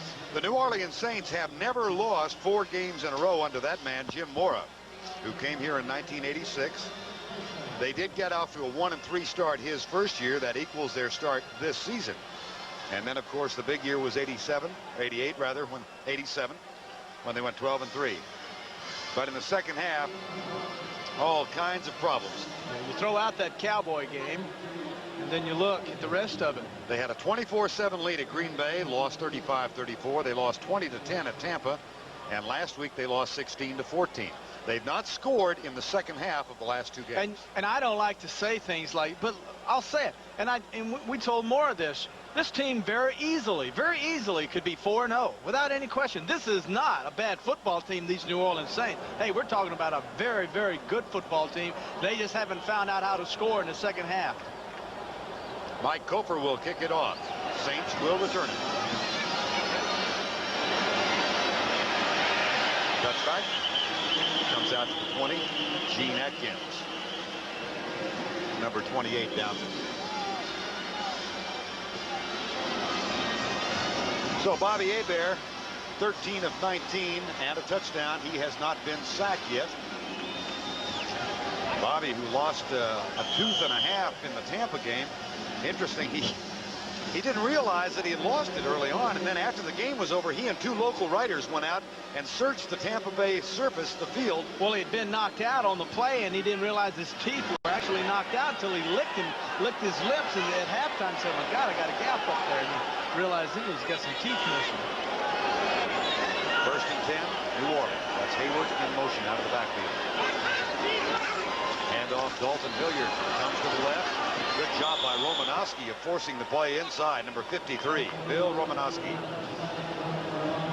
Ronnie Lott, of course, among those who is not playing today. He's over on the sideline. 2nd game in as many that he's missed. He's got a bad leg, bad ankle, I believe it is, and missed the game last week. And Fuller, who is a natural strong safety, has moved over to free safety, taking this man's spot. Actually, there were 3 newcomers in the secondary last week against the Rams for these 49ers, so they're beat up in their secondary. Jeff Fuller said, "I don't gamble quite as much as Ronnie Lott does at that receiving spot." 2nd down, 11. 10-3, Saints lead. It'll be Brenner who caught the touchdown pass. Starts in motion. Charles Haley coming from the outside, got him. Maybe that'll change Charles Haley's attitude about playing down linemen. He plays the defensive end. He's out wide. The man responsible for him to block him is the tackle, the left tackle. That's Dombrowski, 3rd-year man, and number 1. Now Dombrowski tries to push Haley back by Hebert, but the problem is Hebert is not 5 yards deep. He's 7 yards deep. Dombrowski didn't know this, and when he pushed him by, he really turned him loose into the quarterback, Hebert. Loss of 9, 3rd and 20. First sack of Hebert thus far today. 4-man line for the 49ers, and they've got an umbrella spread defensively. Hebert settles short. Eric Martin. And he's dropped to 17, Jeff Fuller, and Keena Turner, number 58. And that means that the Saints will have to punt. George Winslow comes on.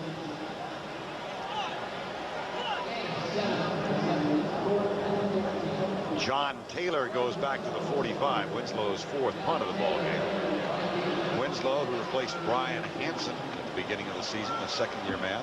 Yeah, Hansen was cut because Moore didn't like the fact that he couldn't punt under pressure. Kept saying he was injured, too. Jim said, "Well, you're not much good to us. What do you expect, injured reserve?" There's the catch by Taylor. Flies by Brett Maxey, and excellent return by John Taylor. The 49ers have the first down at the 35-yard line. A 34-yard punt and 14 on the return, so couple the rather anemic offensive assault of the Saints on their first possession. A poor punt by Winslow and a fine return by Taylor, and that makes Joe Montana's eyes light up. 49ers on the road, fall behind, doesn't mean a thing. No problem. They've come from behind for 3 of their last 4 victories, including the most memorable, of course, the Super Bowl win over Cincinnati. We saw them score 28 points in the 4th quarter of Philadelphia 2 weeks ago. 1st and 10. Roger Craig. And as he did last week against the Rams, he starts the 2nd half well. Gene Atkins with the tackle. Craig had been bottled up in the first half. He's now got 28 yards on 9 carries. Well, Roger Craig stopped taking the offensive lineman out to dinner, or does take them out to dinner, and he ought to take Rathman out, because Rathman that time blocked the stand-up linebacker Jackson and the stand-up defensive end that time Warren for the Saints. Rathman 2 blocks to spring Craig. 2nd and 2. 10-3 ball game. Saints lead. This time Rathman can't get the block, and Craig is jolted short of the first down, I believe, by Sam Mills, number 51. Yeah, if you can get outside and have a back like Rathman pulling for you, and Bruce Colley did an outstanding job. 69, Bruce Colley is out front leading the way, and he's free to go to the outside. Notice this? But Craig sees it and comes back inside. Rathman does his job. You have to get on the hip of your guard and always stay to the outside of a pulling guard. 49ers have not converted a 3rd down in the ball game. They're 0 for 5. They have a 3rd and 1. Craig. No. They're 0 for 6.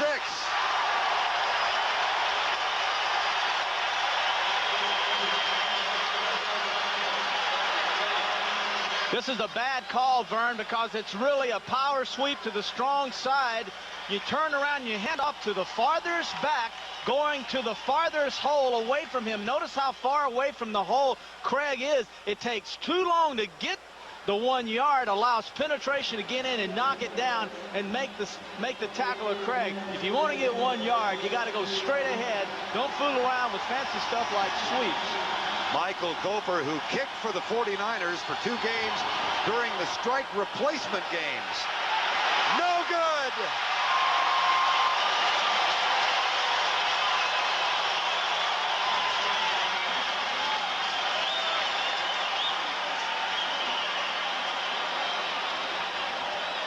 This one wide left from 44 yards out.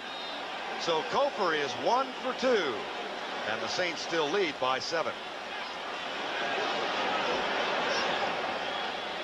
I thought this would be a Halloween like any other. When my secretary, Susie... 15 consecutive field goals against New Orleans until that last kick by the young man who kicked 2 games here, the strike games in '87. First down and 10. Bobby Hebert, the quarterback. They have relied almost solely on the pass thus far in the game, and they've got 3 split wide on first and 10. Eric Martin starts in motion. A quick screen, right side. Dalton Hilliard, who'd been lined up way wide to the right. Jim Fonhorst has to go out and make the tackle. How about the hands? Dalton Hilliard, coming out of a good program at LSU, running and catching the ball there, shows once again he's a slasher. Reminds me a lot of the way he runs of Earl Campbell, believe it or not. Low to the ground, real pretty striding type guy, a lot of power. But that time on that catch, he displayed some hands, man. Snapped those hands out there and grabbed that football. Looked like a fancy receiver. First down and 10 at the 41. Here's Dalton Hilliard going right, fumbles, gets a bounce in his favor, and then is somersaulted. That play had a little bit of everything. Yeah, if you're going to fumble a ball and then you're lucky enough to pick it back up, you've already messed up the timing of the play. So the one thing that really will help you get out of the doghouse is when you know you're not going to get anything out of it, go ahead and leap in the air and get spun around, and everybody will be so caught up in it, they'll say, gee, what a great run for 1 yard. Charles Haley makes the swipe. There's the fumble. Now the pickup says, oh, gee, I've already messed this up, so let me just show a little. Look at that. And Kevin Fagan got under him. It'll be second down and 8. 10-3. Saints lead. 9:53 to go, third quarter. Play fake. Hebert settles short. Finds his tight end again at the 48-yard line. Bill Romanowski makes the tackle, number 53. And that'll bring up a third down. Steve Court comes on the field now as Hilgenberg is limping off. So a center exchange for the Saints. Joel Hilgenberg, who has gone against Michael Carter with a leg injury of some sort, whether ankle, foot, or knee, I'm not sure. But there's Joel Hilgenberg, and Steve Court, who's also got bad wheels, is in the lineup. Yeah, he's got a bad right knee. It's all puffy and swollen up, and that was one of the reasons for Hilgenberg starting at center. Third and 3 at the 48-yard line. Split backs behind Bobby Hebert. Now Hayward in motion. Four-man rush, no blitz. Dalton Hilliard, first down at the 37. Michael Walter, number 99, made the tackle. Every time we have seen the motion on third down by the Saints, it has changed the coverage to man coverage, thus allowing Hebert the opportunity to go to the back. The backs are being singled either by a safety or by a linebacker. Notice in the left of your screen, 55, final. He goes outside. That opens up inside, and there is the completion right in behind Michael Walter. Right in front of him, I should say. Hebert, 17 of 23 for 158 yards. First and 10. Angle route right side. Lonzel Hill. First down at the 19. Beautiful pass. Well, there's that Cajun rifle. Lonzel Hill said his favorite route to run is the corner. What's a corner? A corner is anything inside and then back at an angle to the corner of the end zone. Notice inside, back to the outside. Beautiful throw. Pollard chasing, great catch. On his socks, you saw that letters right there. That's Z-E-L-L. That's for his son. His son's name is Lonzel. Look at that. That's his son, Zell. Used to have his dad's number there, 25, J.D. Hill.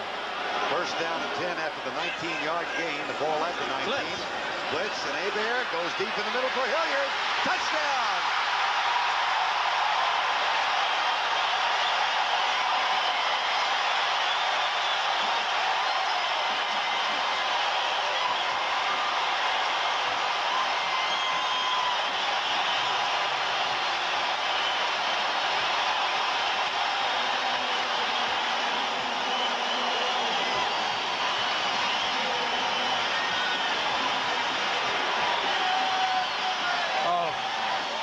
Is the first touchdown scored by the Saints in the third quarter in 1989. And twice in this drive, Dalton Hilliard displays a fine ability to make the catch. Morton Anderson for the extra point.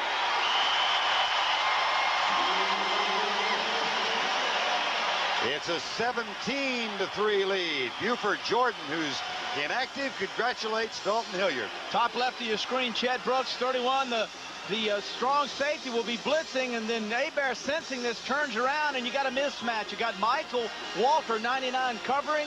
Hilliard beats him, touchdown. 15-yard catch of the Bobby Hebert pass. He's being congratulated by Buford Jordan, who sits to his right. That's the 6th consecutive game in which Hilliard has scored a touchdown, extending his own club record. 4 on the ground, 2 in the air. Terrence Flagler has it for the 49ers. And he's out to the 20-yard line. First down 10, San Francisco.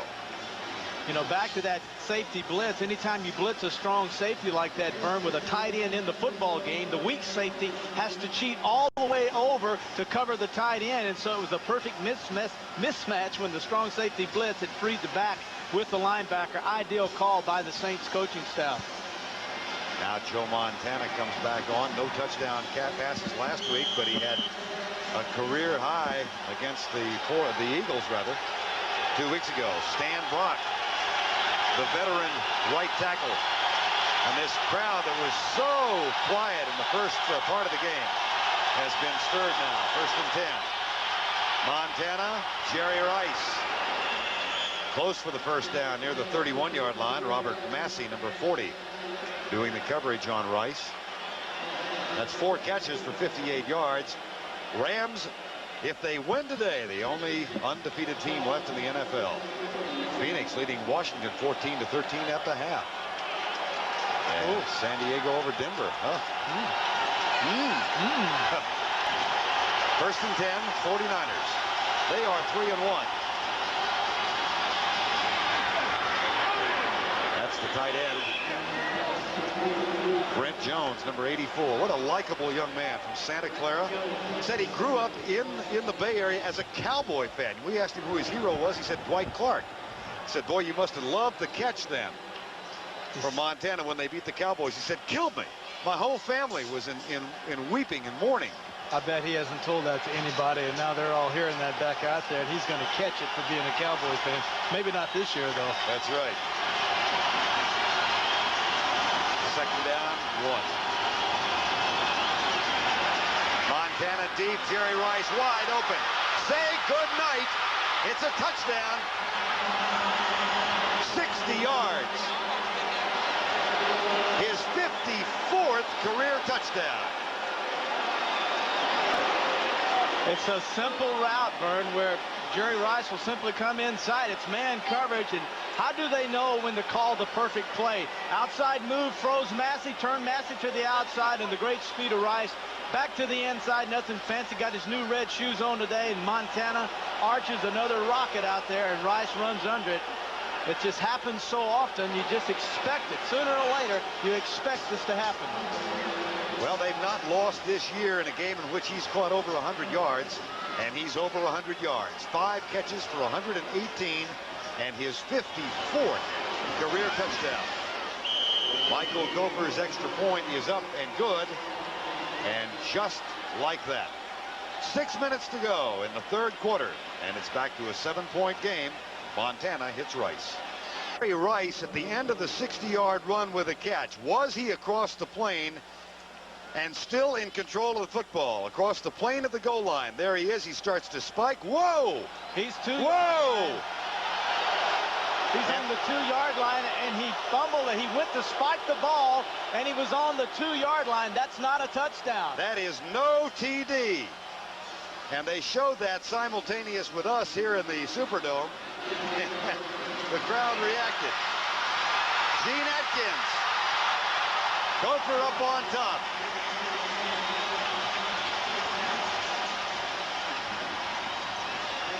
I'm trying to remember who it was that spiked him. It was a Pittsburgh player, wasn't it? Just fixing to tell you. At the 2-yard line. Dave Smith on Monday Night Football. I threw him a quick slant. He goes 65 yards. He gets so excited, he spikes it on the 5-yard line.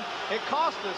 Jerry, now Rice is so excited, he's going to spike it. He's got those silly gloves on indoors, and the ball slips out on the 2-yard line. That's not a touchdown.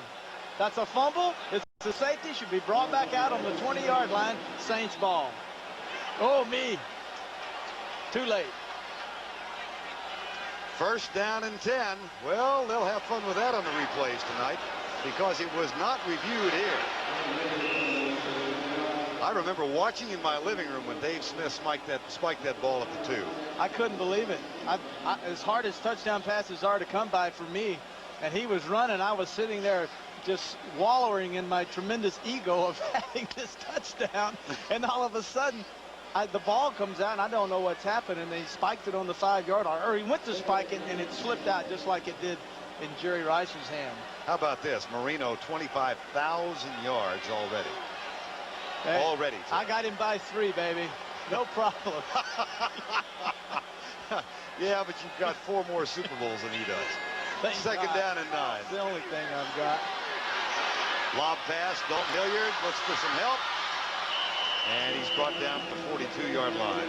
Chet Brooks, number 31, makes the tackle. Bobby Hebert, 19 of 25. You know him very well. Is he still fighting the system? Does he still want to go deep? He wants to go deep, but he's adjusted to the fact that under this system he isn't going to go deep. He's like any other quarterback. He would like to be in more charge of the offense. He would like to go deep, but he is staying within the framework that Carl Smith has designed for him. He's doing a very good job of it, and he's a very unselfish player. And my hat's off to him. Not many guys like him in the National Football League. 3rd and 6. Nickel defense is in. Steve Port snaps it back. Hebert gets man coverage on the right side. The pass incomplete. Darryl Pollard and Bobby Hebert a little upset with himself. One of the things on a quick takeoff, a quick fade like that, Vern, a quarterback is taught to pick a side. You don't have time to read. Pick a side and stay with it no matter what. And that's what Bobby did. He said, I throw it better to the right. I'm going to stay that way. It's just a good throw, just great coverage that time by Pollard. George Winslow on 4th down. 4:08 to go, 3rd quarter. John Taylor waits back at the 20.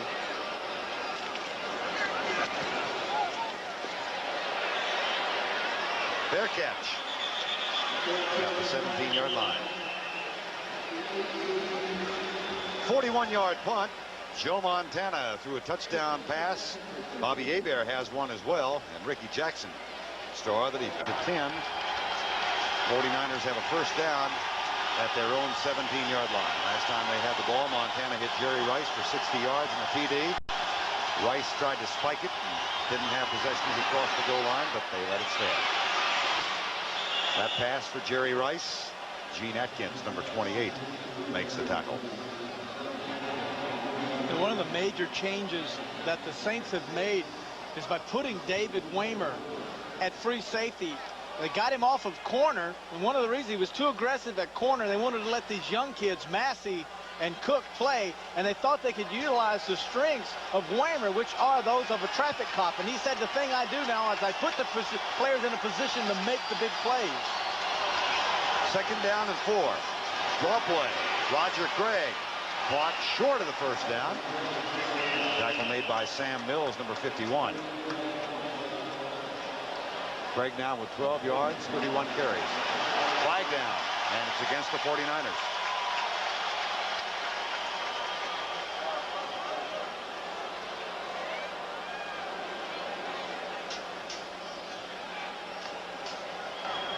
Holding during the run. Number 62 on the offense. It's still second down. Guy McIntyre.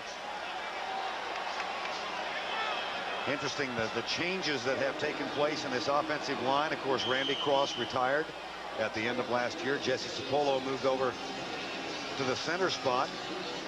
They started with Jeff Regal at left guard.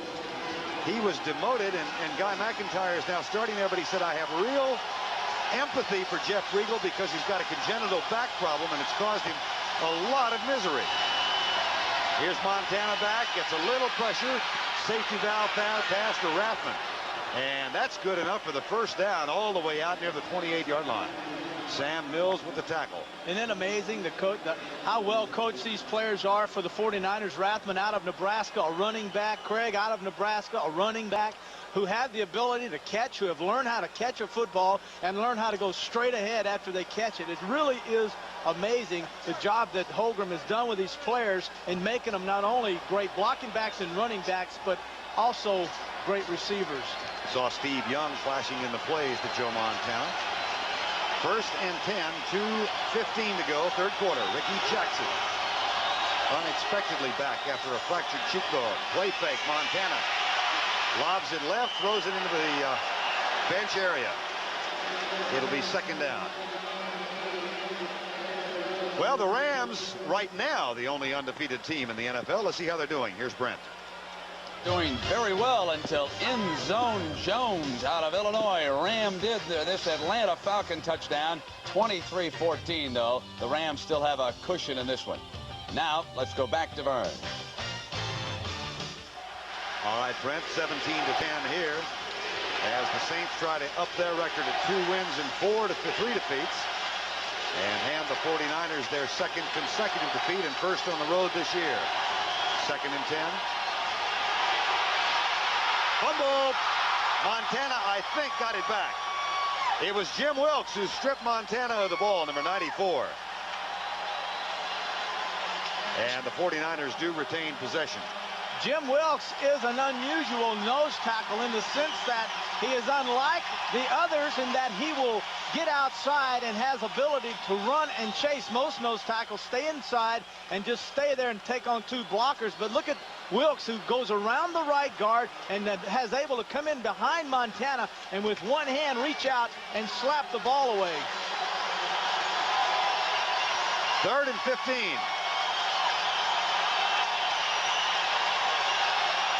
Four wide receivers for the 49ers. 4-man rush.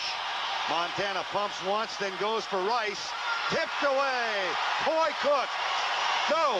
Robert Massey, who was beaten on the touchdown pass, but gets a measure of revenge here. Well, you got to know, Massey knew that the pass was coming. He said, I've studied film of Rice. When Rice leans forward, I know he's running a pass route. When Rice stands straight up, I know it's a run. That gives me the edge. He keeps his angle. He uses the sideline as an extra defender and then goes up and knocks the ball down. Great job by this young rookie corner. Second-round pick out of North Carolina Central. 5th punt for Barry Hilton. Lonzel Hill waits at the 37.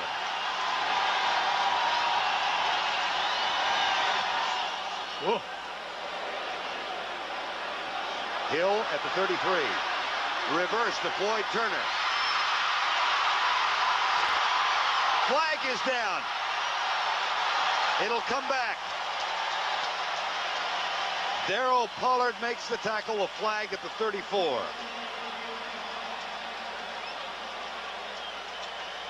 That's good. That's good stuff. I like that. The old reverse. We've seen it so many times this year, Vern, but we've never seen the actual reverse off of it. But that time we did. Illegal use of the hands. A 50-yard punt. And that wipes out a big gain on the reverse. Illegal block during the run back. 10 yards, first down and 10. I knew it was too good to be true. I knew you couldn't do something that fancy. that neat and not have it work. So we get one of those ubiquitous illegal blocks. Ubiquitous. I would like for you to spell that. U-B-I-Q-U-I-T-O-U-S. Oh, boy, I hope I'm close. Hey, I don't know if you're right or wrong. As far as I'm concerned, you nailed it. First and 10. I don't know if I put enough vowels in there. 1, 2, 3. There he is. Eric Martin. Incomplete. That time, Hebert had plenty of time with a 3-step drop. And one of the reasons, the counter-punching by the guard and the center of the Saints on Michael Carter finally has slowed him down. You know, Carter can only do so much for so long. And now, after all the counter-punching has taken place, now Hebert goes back to the 1, 2, 3 set and has plenty of time to throw the football. 1:05 to go, third quarter. Second down and 10, 17 to 10. Bobby Hebert, 20 of 28. He's hit Dalton Hilliard and Hobie Brenner for touchdown. Both teams relying on the pass. Chet Brooks faking a blitz. He bounces back out now and follows Craig Hayward. The handoff goes to Hilliard, who's caught behind the line. That looks like Fagan. Kevin Fagan. Yeah, Kevin Fagan got down inside that time. Hard to keep up with the front line of the 49ers. They move him around. Kevin Fagan is the right defensive end that time playing tackle. And so he plays left tackle, right tackle. He plays right defensive end. Haley goes left outside, right inside. They really move these guys around. On third down and 13, the Saints go with a 4 wide receiver set. Floyd Turner and Brett Perryman are the outside men on either side.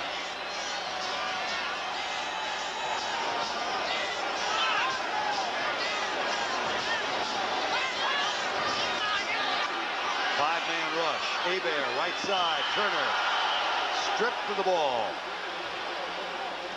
by Darryl Pollard. And that'll bring him on fourth down. There is a young man whose career included being cut 3 different times by the 49ers. And yet he kept coming back, and coming back. And has stuck with the team and is now a starter. And Tim McKyer, as we told you, was suspended by the ball club before the game today and has been sent back to San Francisco. So Pollard will be apparently playing that left cornerback spot for a long time. John Taylor back. George Binslow's punt. Taylor at the 45.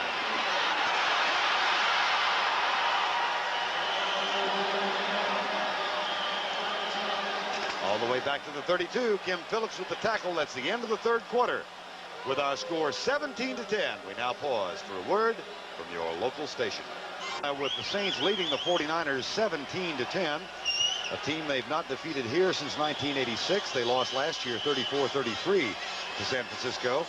2 years ago, they lost here 24-22, but after that game, won 9 in a row.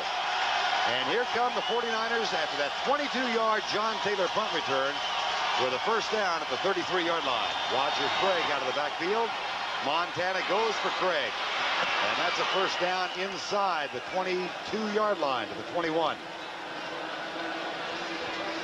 Almost exclusive use of the pass today. Both teams just have forgotten about the running game. Yeah, well, they've forgotten about it, and rightly so, because they haven't been able to do anything. Craig hasn't had the outside of the first game. They haven't been able to run, the 49ers, and with Hilliard being solely used as a running back, the only one carrying the football, he hasn't done much either, but the ball has been moved primarily through the air. Montana 17 of 23. First and 10. Jerry Rice starts in motion. Play fake. Montana looks for Rice, goes in the end zone. Taylor instead. Touchdown. We're within a point of being tied.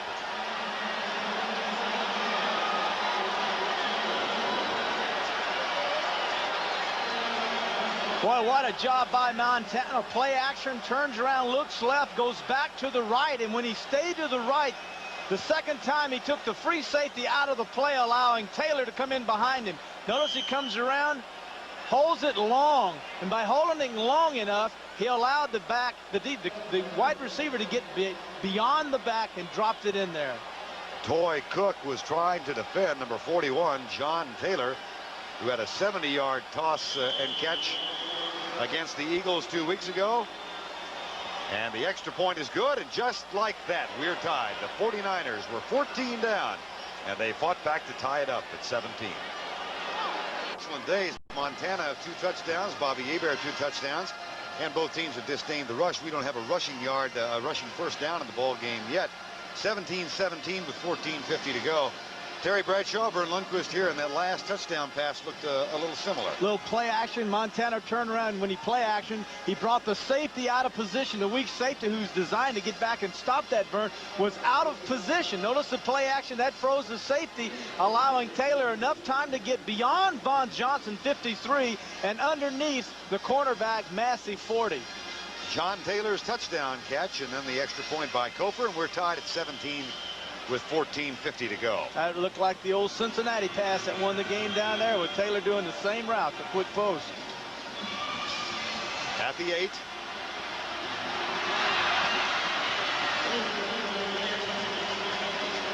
Paul Frazier out across the 25. Next Sunday on CBS, we kick it off at 12:30 Eastern Time with the NFL Today. Regional coverage will then include Washington at New York, the 49ers at Dallas, Green Bay at Minnesota, Detroit at Tampa Bay, and at 4 o'clock Eastern Time, it's Philadelphia at Phoenix. All starts next Sunday at 12:30 Eastern with the NFL Today. By the way, I saw Will McDonough's report at 12:30 today, and he said something about Herschel Walker's availability to a variety of teams, and he mentioned the 49ers. I'll tell you more about that in just a second to see whether they have any interest or not. First down and 10.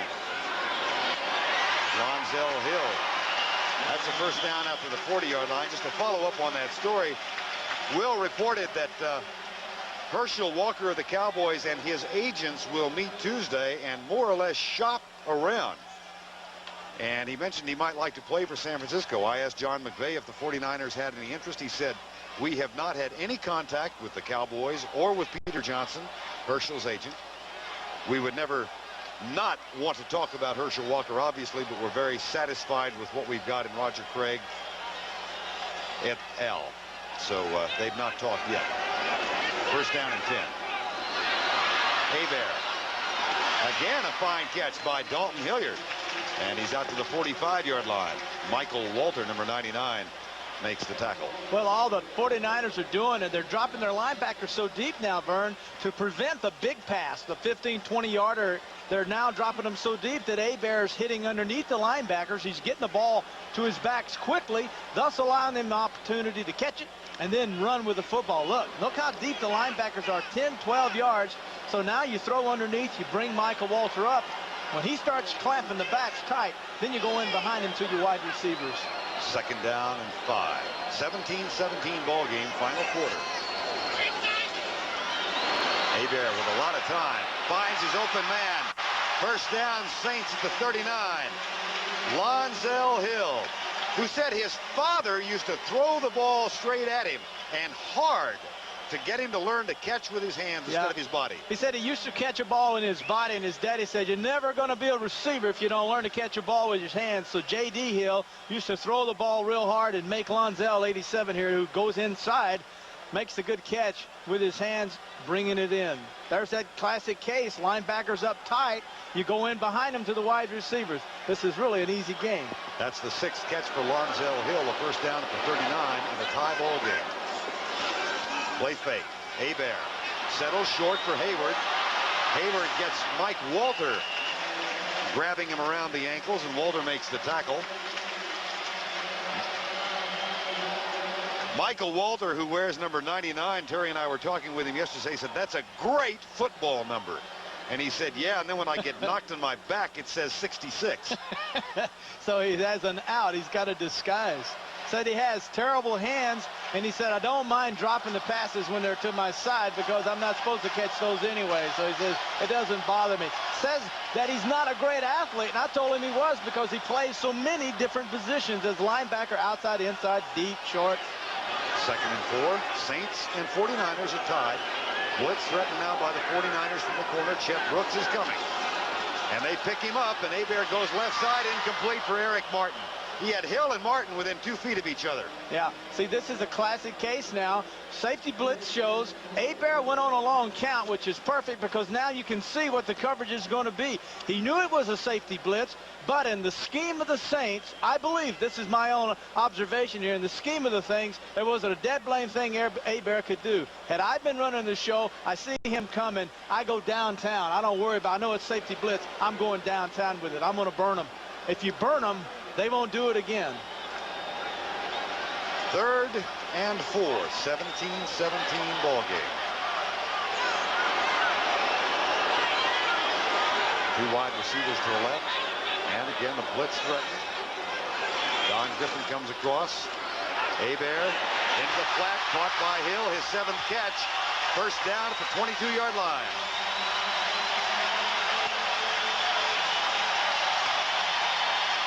Great job of reading by the quarterback, Hebert. 2 receivers go inside. You always bring 1 receiver outside. If the coverage goes inside, then you throw to the receiver going outside. This is a case Hill. 2 go in. He's out there all by himself, and Tom Holmoe has to come up and make the stop. 2 go in, 1 goes out. Pretty easy. They have gone to the air in this ball game. Both teams yet to get their first rushing first down. 1st and 10, New Orleans. Ball at the 22.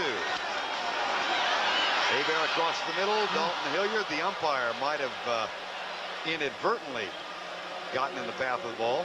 One of the things that is good about this Saint offense is that the crossing routes by their backs are so short and quick that if the pressure does get to Hebert quick, he has an outlet that is there quick. So it's not like it's not built in to protect Hebert. There are quick, short guys, and then there's medium guys, and then there are deep guys. It's just that their short crossing guys are much shorter than you normally see.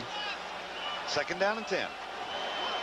Did that make sense to you? I understood every bit of it. I'm glad you did. I don't have any questions. Right now, 2nd and 10. Stunts. Hebert throws a duck. That one quacked, and it's knocked down. It was hit, Vern. It was hit. And so was Bobby Hebert. Yeah, his hand. Notice he's grabbing his hand. Let's see if we can figure out who made the contact, either Carter or Haley. It's a short set. He's hurting. This man is hurting. Haley at the bottom, 94. There's a little 5-step drop, but right inside Michael Carter, who gets his arm, his shoulder, underneath the arm of Hebert, the quarterback. Thank God he didn't catch Hebert on the end of the elbow, because then you've got a shoulder injury and possibly an elbow injury. 3rd and 10. Dave Wilson warms up. John Forcade, the number 2 quarterback, was knocked out a couple of weeks ago in Tampa. Blitz. Hebert has to hurry with the throw for Perryman. Incomplete. We'll see Morton Anderson. And Terry Bradshaw is going nuts here because he saw something. Well, you see safety blitz, you don't run 10-yard out cuts. Just don't do it. It's not you mean the enough. receiver? Exactly. There's not enough time. And that's what Bobby Hebert is saying right now. You cannot, at the bottom of your screen, you cannot do this and run a 10-yard up. Look at these people coming. There's no time to run these 10-yard things. You've got to come to the inside. There's no one in here. That's where you run the route. You don't go to the outside. So that was a receiver's responsibility.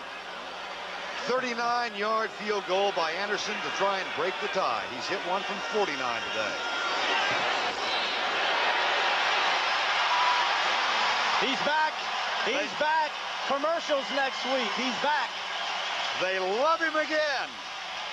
Morton Anderson is 2 for 2 in the Saints lead with 10.5 to go. 5 of 38 for 250 yards and a couple of touchdowns. But angry over the ineffectiveness of his wide receivers in reading the blitz and adjusting. I guess you call that side adjusting? You do. All receivers are taught to side adjust. Now, I don't know if they teach that here. I don't know what they teach here because I haven't understood a lot of things they've done. But not allowing a quarterback to have complete control of an offense on a football field, to me, is unheard of. I don't know if they side adjust, but it's very common to side adjust safety blitzes. On every play, your key safeties, if they disappear, you side adjust.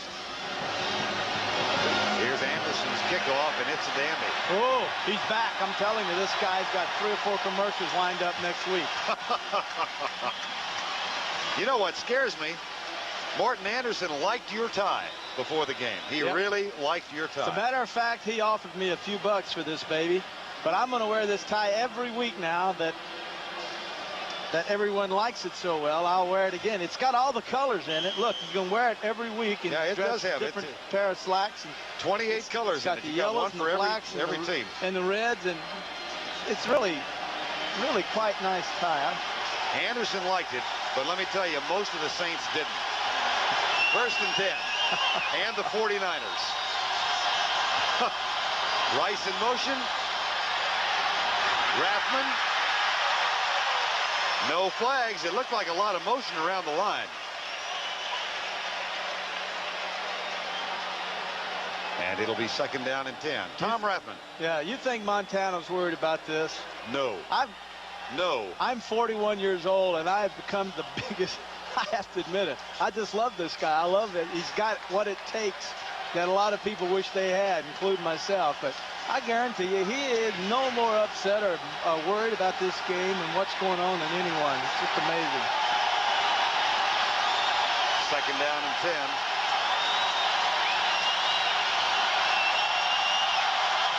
John Taylor starts. Bubba Paris moved. And that'll cost the 49ers 5. You know what's so hard to do, Vern? It's to go on a long count. False start. Number 77 on the offense.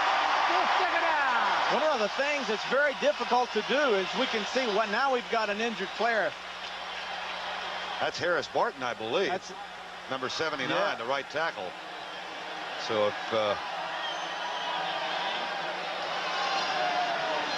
not at all sure what happened. And that was on a play that was snapped, that was stopped before it fully evolved. Well, it's his knee. It's his left knee. I don't know what happened. We're on artificial surface here. Right tackle, Harris Barton. Well, you can look at this is Harris right here. Let me give a big old circle around and keep your eye on his left knee, and let's see what happens.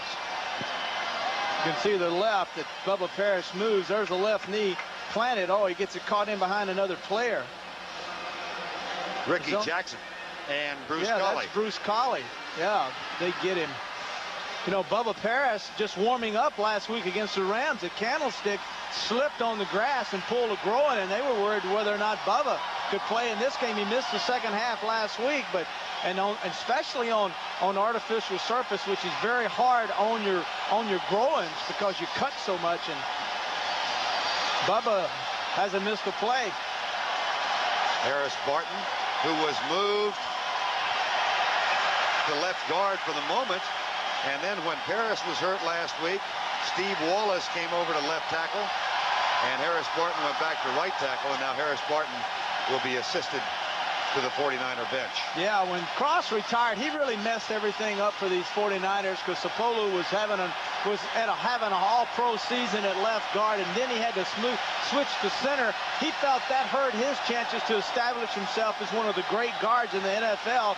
Now McIntyre moves in, and Briegel comes in. He doesn't do the job. He gets beat badly against the Indianapolis Colts opening game, and so now McIntyre is at left guard and Sapulu's at center, and they've messed with this so much. And then you ask yourself this question, why haven't they been able to run? Well, I'm telling you, there's your answer right there. It just takes a long time to put a line together. A's still lead Toronto. 7th inning. Steve Wallace comes in at 2nd down and 15. Roger Craig out of the backfield. They find Roger Craig. Robert Massey can't get the tackle. And Craig picks up an extra 2 or 3 yards out to the 22, where it will be 3rd down and 8. Almost no ground game to speak of today. The 49ers, Craig has 31 yards. As a team, the 49ers with 30 total yards. And the Saints have 17. Phoenix leads the Redskins by 8. And San Diego over Denver by 4. Seattle continues to lead Kansas City. 49ers still have not converted a 3rd down play. They're 0 for 7. They've got a 3rd and 8 here. Montana will run. Flag is down. Montana, if the play stands, has a 1st down at the 32. Sam Mills with the tackle. Now let's check the flag. It was thrown late into the secondary of the Saints. So you got to think they would have been holding on the secondary of the Saints. Normally when the flag comes that late, Vern, you've got to think that the secondary is going to be called for illegal use of hands or holding. There it is.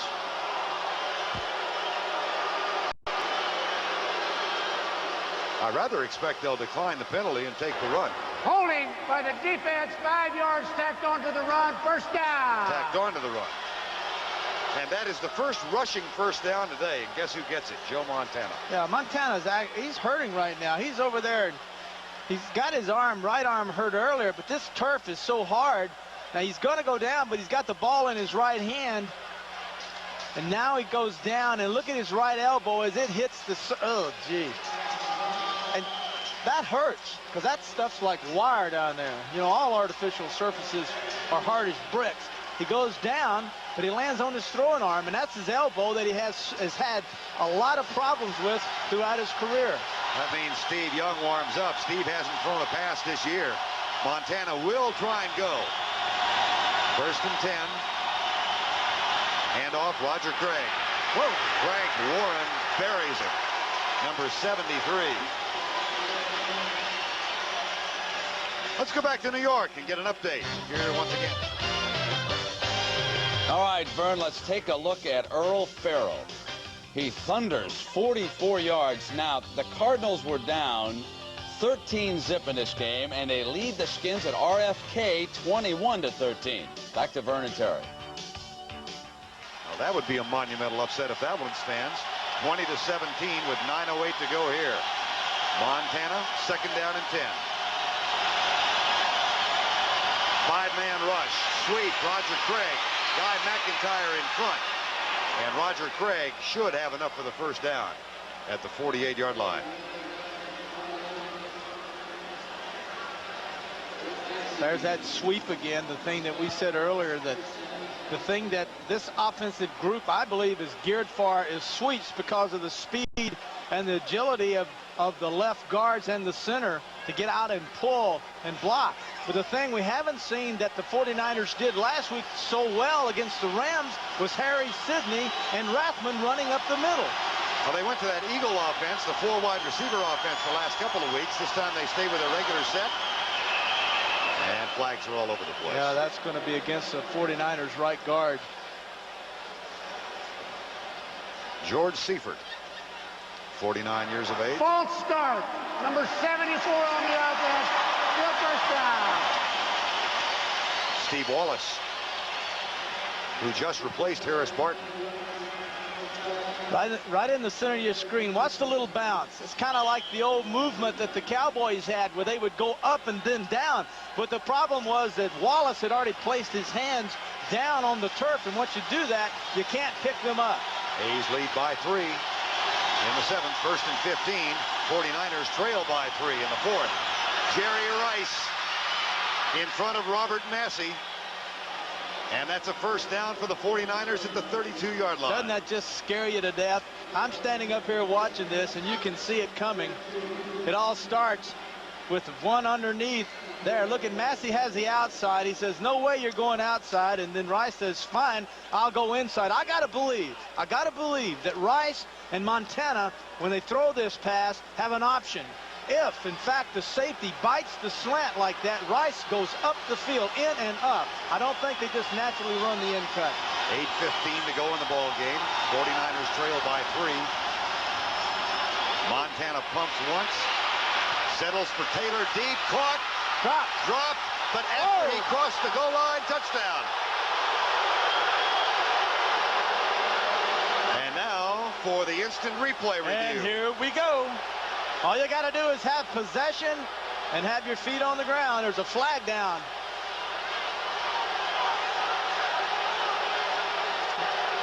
So there's that. There's pushing. Let's see if Taylor has possession. All the ball has to do is be in possession and break the plane of the goal. That's it. It's how simple it is. Notice he lets up a little bit. Then all of a sudden Montana comes back. And now the burst by Taylor. Toy Cook is in pursuit. There's the grab. Play is ruled as a touchdown.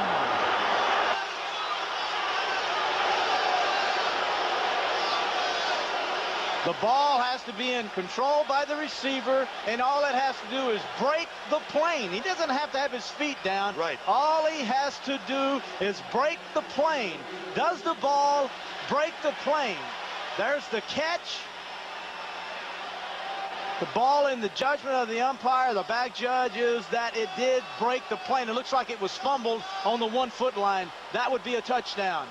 That would be a touchdown. You have to understand, folks, you don't have to have your feet down when it's a touchdown. All you have to do is have control and break the plane. The plane is the goal line. It looks like the ball's in his hand, and now it's knocked The out. foul was illegal contact. Number 40 on the defense. That penalty is declined. The play is ruled as a touchdown based on review by the replay official. The play stands. So the play does stand. The replay official, as Gaylord Bryan, looked at it and upheld the call. So it's a touchdown.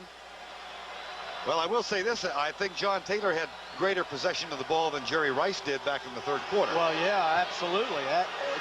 Jerry Rice fumbled that one. I mean, that's... There's the kick by Kofer.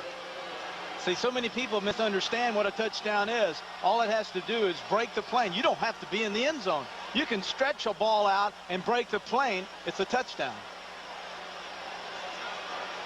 Quarter, Jim Mora's team had a 17-3 lead. But Joe Montana has struck for 3 touchdowns. 1 to Jerry Rice, 2 to John Taylor. And 1 to Jerry Rice, 2 to John Taylor. And Montana, whose elbow is encased in ice now, has thrown for 3 touchdown passes. He'll have one of those big old bubbles on his elbow. Montana told us in Philadelphia he's enjoying playing more now than ever because he's 33, soon to be 34, got 3 little babies at home, and he realizes that he's at the end of his career, whenever that is.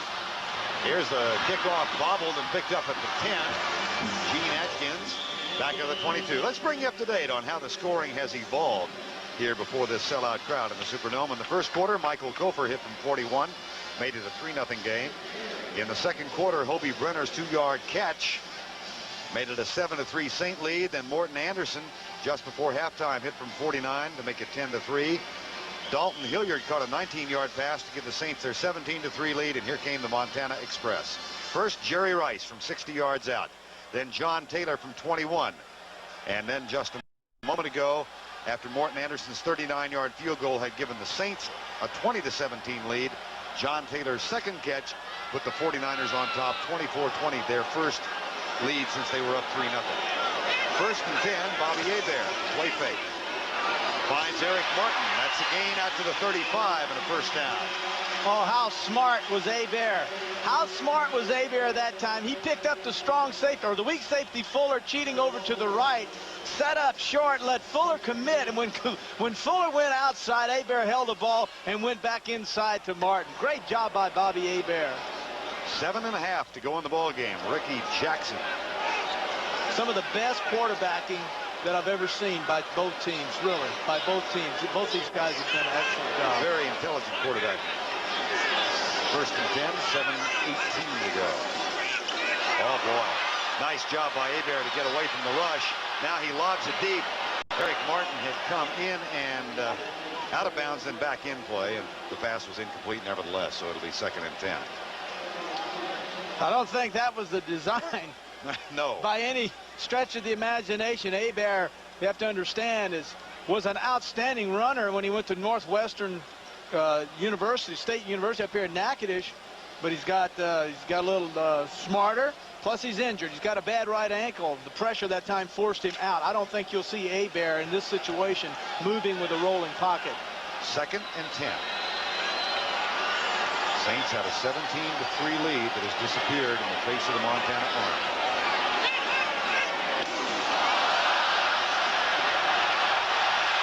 There's Hayward. If the play stands, it's a Saint first down. Now, was he drawn offside?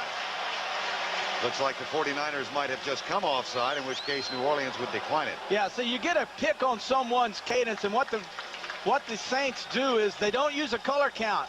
They use a set count, like set. Offside. Number 75 on the defense. Penalty is declined. First down. See, Hebert will go up to the line of scrimmage, Vern, and go set, set. hut, hut, hut, hut. Then other times he'll go set, set, white, 75. And when he threw in the color count, notice Fagan jumped off sides. So Hayward on the draw play picks up a first down at the 49-yard line. There is Kevin Fagan. 24-20, New Orleans trails by 4. 6:44 to go in the ball game.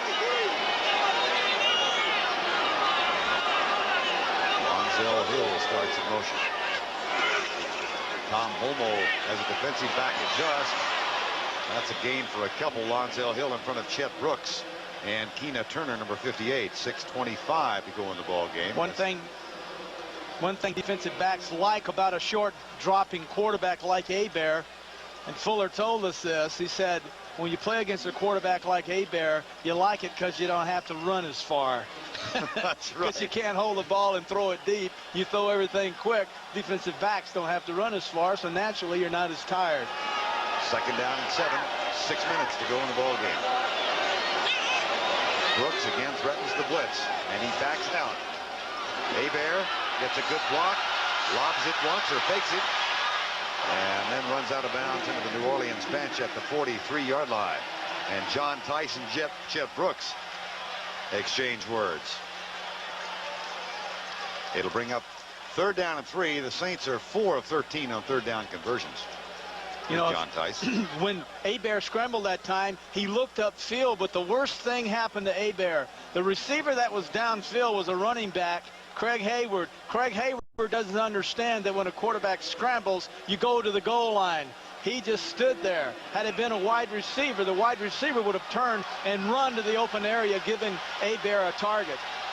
Third and 2. 5:48 to go. That's Martin in motion, followed by Don Griffin. Hebert deep left side. Too long. Eric Martin, the intended receiver. You got to go for it here. It's 5 minutes and 43 seconds. I would think you would go for it because Montana's offense has the ability to kill the clock. Not running necessarily, but throwing the football and still running out the clock. So I would think the Saints would try it. They're not, are they? No, they're not. Unless they try a fake punt, and I don't think that's going to happen. Well, given now Hebert and Lonzel Hill are going at each other again. Well, remember last week, Bobby Morris, 35, took a direct snap from the center and ran 39 yards. 4th and 2. It's back to Winslow. Fair catch called by Taylor. Takes it at the 11-yard line. Bobby Hebert and Carl Smith, his offensive coordinator, having a couple of words. 5:36 to go in the ball game. There's Carl Smith. First down and 10. And Hebert with a bemused look on his face. Saints take over. Or the 49ers. What's happened is Lonzel Hill, he is really upset. He's mad at Hebert because Hebert's pointing a finger at Lonzel saying, I didn't run the wrong route. Or he's saying, I was wide open. Why didn't you get the ball to me sooner? First down and 10. Roger Craig to the 13. Yeah, I think that's a bad decision. I think that running is a bad decision. They haven't been able to run on these Saints all day. And as accurate as Montana is, and they use their running backs when they throw wide flares as their running game, I would think that it would be better for the 49ers to go ahead and throw the football. Bubba Paris is the injured player now. They've already lost Harris Barton to a knee injury. And Bobby Hebert is still... Now, he will jaw as much as any quarterback I know. He talks a lot. He jaws, but primarily jaws at himself. He says, I don't want to get out there and be pointing fingers and screaming and hollering at these guys because a lot of times I screw up myself. Well, he threw it outside, and this is that, you know, all that mess. Second down and 7. 5:02 to go in the game. Roger Craig wrapped up. They try the ground game again, Terry. Just not working. Hey, I'm not down on running games. I believe in them. I ran nothing but a trapping game, but if it's not working, you know, why fool with it? Giants lose their first. Cincinnati wins over Pittsburgh for the second time. Bubba Paris hurries back in. Good news for the 49ers. Third down and 6. And a huge play here late in the game with 4:30 to go. Third and 6. The 49ers lead by 4. split backs. Craig out of the backfield. See if he runs a crossing route. The rush from the back. Incomplete pass.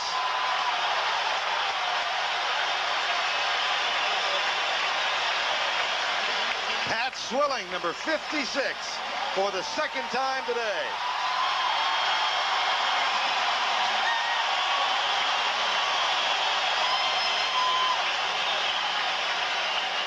You knew it had to come from the backside to the left of your screen. Bubba Paris has left the game and come back in. He was injured, so you got to figure that Swilling, a much quicker linebacker than Paris is a tackle, comes in, beats Paris, makes the sack of Montana. Barry Hilton back at the goal line. Take a look at it again. Here's the kick. Not a particularly good one, but it gets a 49er roll and scoots out of bounds at the 39-yard line. Hey, I want to go back and clean that up. Bubba Paris, I tell you, they put Brent Jones over on the side with Bubba Paris to help out on Swilling, and Swilling still beat Paris and the tight end. So they had two guys on him. He beat both of them. 24-20, 4:10 to go. Now we'll see if Lonzel Hill and Bobby Hebert are speaking with each other as they head into the huddle. Hey, might be good, huh? I'm mad at you. I'll show you. I'll show you. You show me. Here's Lonzel Hill, who's coming out on this first down play. I know I wouldn't want my receivers mad at me. I would want Stallworth and Swan to be very happy with Terry Bradshaw, because I know they'll work awfully hard for me if they're happy with me. Dalton Hilliard is split wide to the right side. Hayward, the only running back. From the 39, 4:10 to go in the ballgame. Lloyd Turner starts in motion. Stunts by the 49ers. Hebert to Hilliard. And again, a fine catch, first down at the San Francisco 49-yard line. Boy, has he made some fine grabs today. You know, we are seeing this more and more, backs that can catch the football, but we're not seeing backs that get out at a wide receiver position and run the in routes. The most courageous route to run is the in route, and you're asking a back to do it, and this Hilliard guy is doing it exceptionally well. Floyd Turner, wide right. 24-20. Hayward, the motion man. Hebert has a man open. Eric Martin at the 31. First down, New Orleans.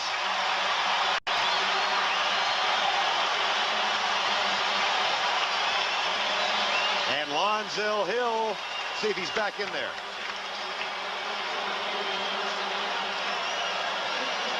Eric Martin with the catch. Martin going in motion wide. Coming inside. And then Hebert getting the ball to him. Beautiful job by Bobby Hebert. Only a 5-step drop in all that time. First down at the 31, 24-20 the score, 2:50 to go in the game. Across the middle, Floyd Turner, number 88, the rookie out of Northwest Louisiana. First down, New Orleans at the 20-yard line.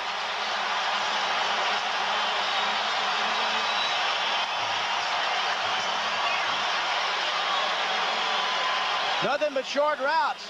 We said at the beginning of the game the Saints would go to 5-step drops to allow Hebert time to throw the football. He's done it all day long, and every route they're throwing is an inside route. Not one of these passes is going to the outside. Floyd Turner, who caught 8 coming in, makes that catch. First down at the 20. Lonzel Hill back in. Craig Hayward is lined up way out to the right side. Do you gamble? Do you blitz? 5-man rush. Hebert has it knocked in the air. Caught at the 23. And down to the 18-yard line. A diving grab again by Dalton Hilliard. What do you do here if you're the 49ers? Do you gamble? Do you blitz and give the middle of the field wide open? Or do you stay with tight coverage and only rush 4? They're only rushing 4. That time Carter, 95, got inside and got his hands up to tip the ball. 2-minute warning. 24-20 is the score. Now on the sideline, his right elbow encased in ice, and Steve Young was warming up. Both of them watching now as the New Orleans Saints have a second down and 9 with 1:58 to go. Bobby Hebert, his first 300-yard game as a quarterback in the NFL. He's thrown for 311 thus far. on 31 of 46. It's second down and 9. See if the 49ers might be coming. They're not. Now they're going to send one. Flags are down. Hebert into the flat. Hayward misses it. Right through. They're going to rename him Iron Hands. I believe this is going to be offsides of 49ers. Once again, the cadence, I believe, got the 49ers.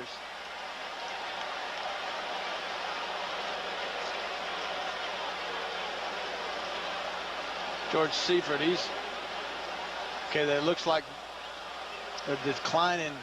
Must be against the Saints. Illegal motion, left guard. Still second down.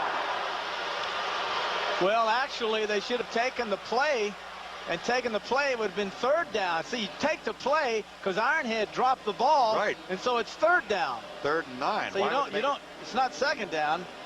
You don't take the penalty here. Well, they're still discussing it. Well, that's what they're discussing. I got to believe. There they go, moving it back. Yeah, it was declined, and it'll be 3rd down and 9. That's what happened. So the penalty declined by the 49ers.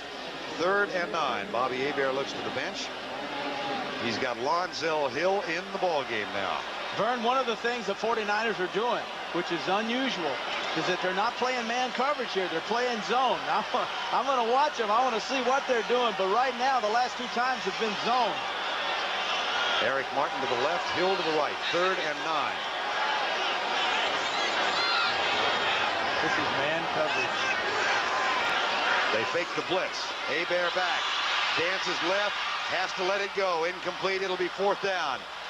And it was Keena Turner, number 58, who was right in Bobby Hebert's face. 4th and 9. Doubled that time.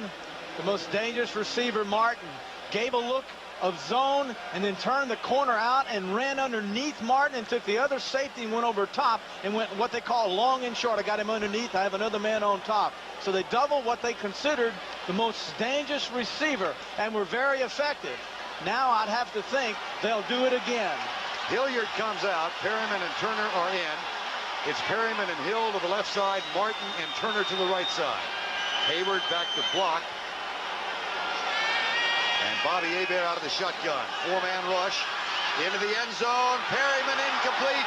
Tipped away.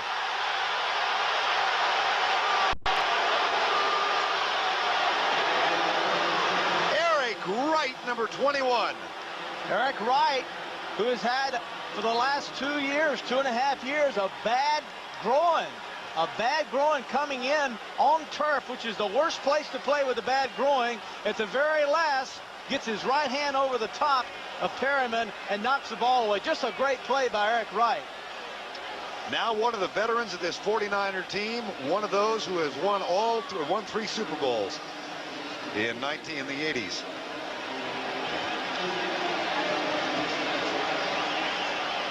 Bobby Hebert on 4th and 9 had it tipped away.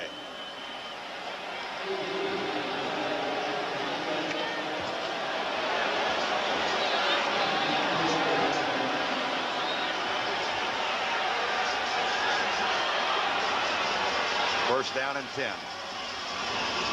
1:44 to go. Steve Young replaces Joe Montana. The Saints do have all 3 of their timeouts left, and they use one of them right now. We're here at the Louisiana Superdome in New Orleans, where our score is San Francisco 24 and the New Orleans Saints 20. We'd like to remind our audience that 60 Minutes will air in its entirety immediately following the game, except on the West Coast. 60 Minutes coming up. War trailed 17-3 to Bobby Hebert and the New Orleans Saints. And then Joe Montana hit Jerry Rice and John Taylor with 2. And Brett Perryman, who was in the end zone, wants one more chance. Other scores in the NFL. Philadelphia wins. Cincinnati wins. Miami went to overtime before shocking Cleveland.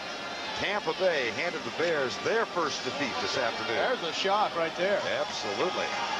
It's second down and 10 officially. Backs in the eye. 1:39 remaining. Hand off Craig. Comes left. That's a huge play for the 49ers. All the way out to the 44-yard line. Sam Mills makes the tackle. A 25-yard gain for Roger Craig, who had been bottled up much of the day. And the Saints used their second timeout. They've got one left.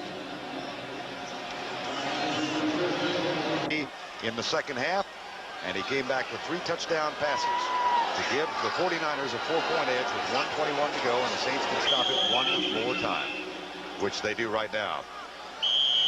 That's the final timeout for the New Orleans Saints. Tonight on CBS, he was a defense contractor who cheated on the testing of a vital piece of military hardware. Where did we find him? In jail. Watch 60 Minutes. Then it's Murder, She Wrote, starring Angela Lansbury, followed by the CBS Sunday night movie Mystic Pizza, starring William Moses and Julie Roberts. That's all tonight on CBS. 1:16 remaining. Joe Montana, 3 touchdown passes in the second half of this game. And the Saints are out of timeouts. 49ers still have all 3. I know there are a lot of important things going on this weekend, but just a personal note. Up in Omaha, Nebraska this weekend, my mother and dad celebrated their 50th wedding anniversary. And I just want to tell them I love them and how neat that was to be there for a short time. Congratulations. Reverend and Mrs. Lundquist, 50 years. Ma and Pa Vern Lundquist. Ma and Pa. That's right. 24-20, 1:16 to go. Second down and 11. Morton Anderson has hit 2 of 2 today, but a field goal academic for the Saints now. They trail by 4. And Eric Wright, what a huge play he made in the end zone on 4th and 9.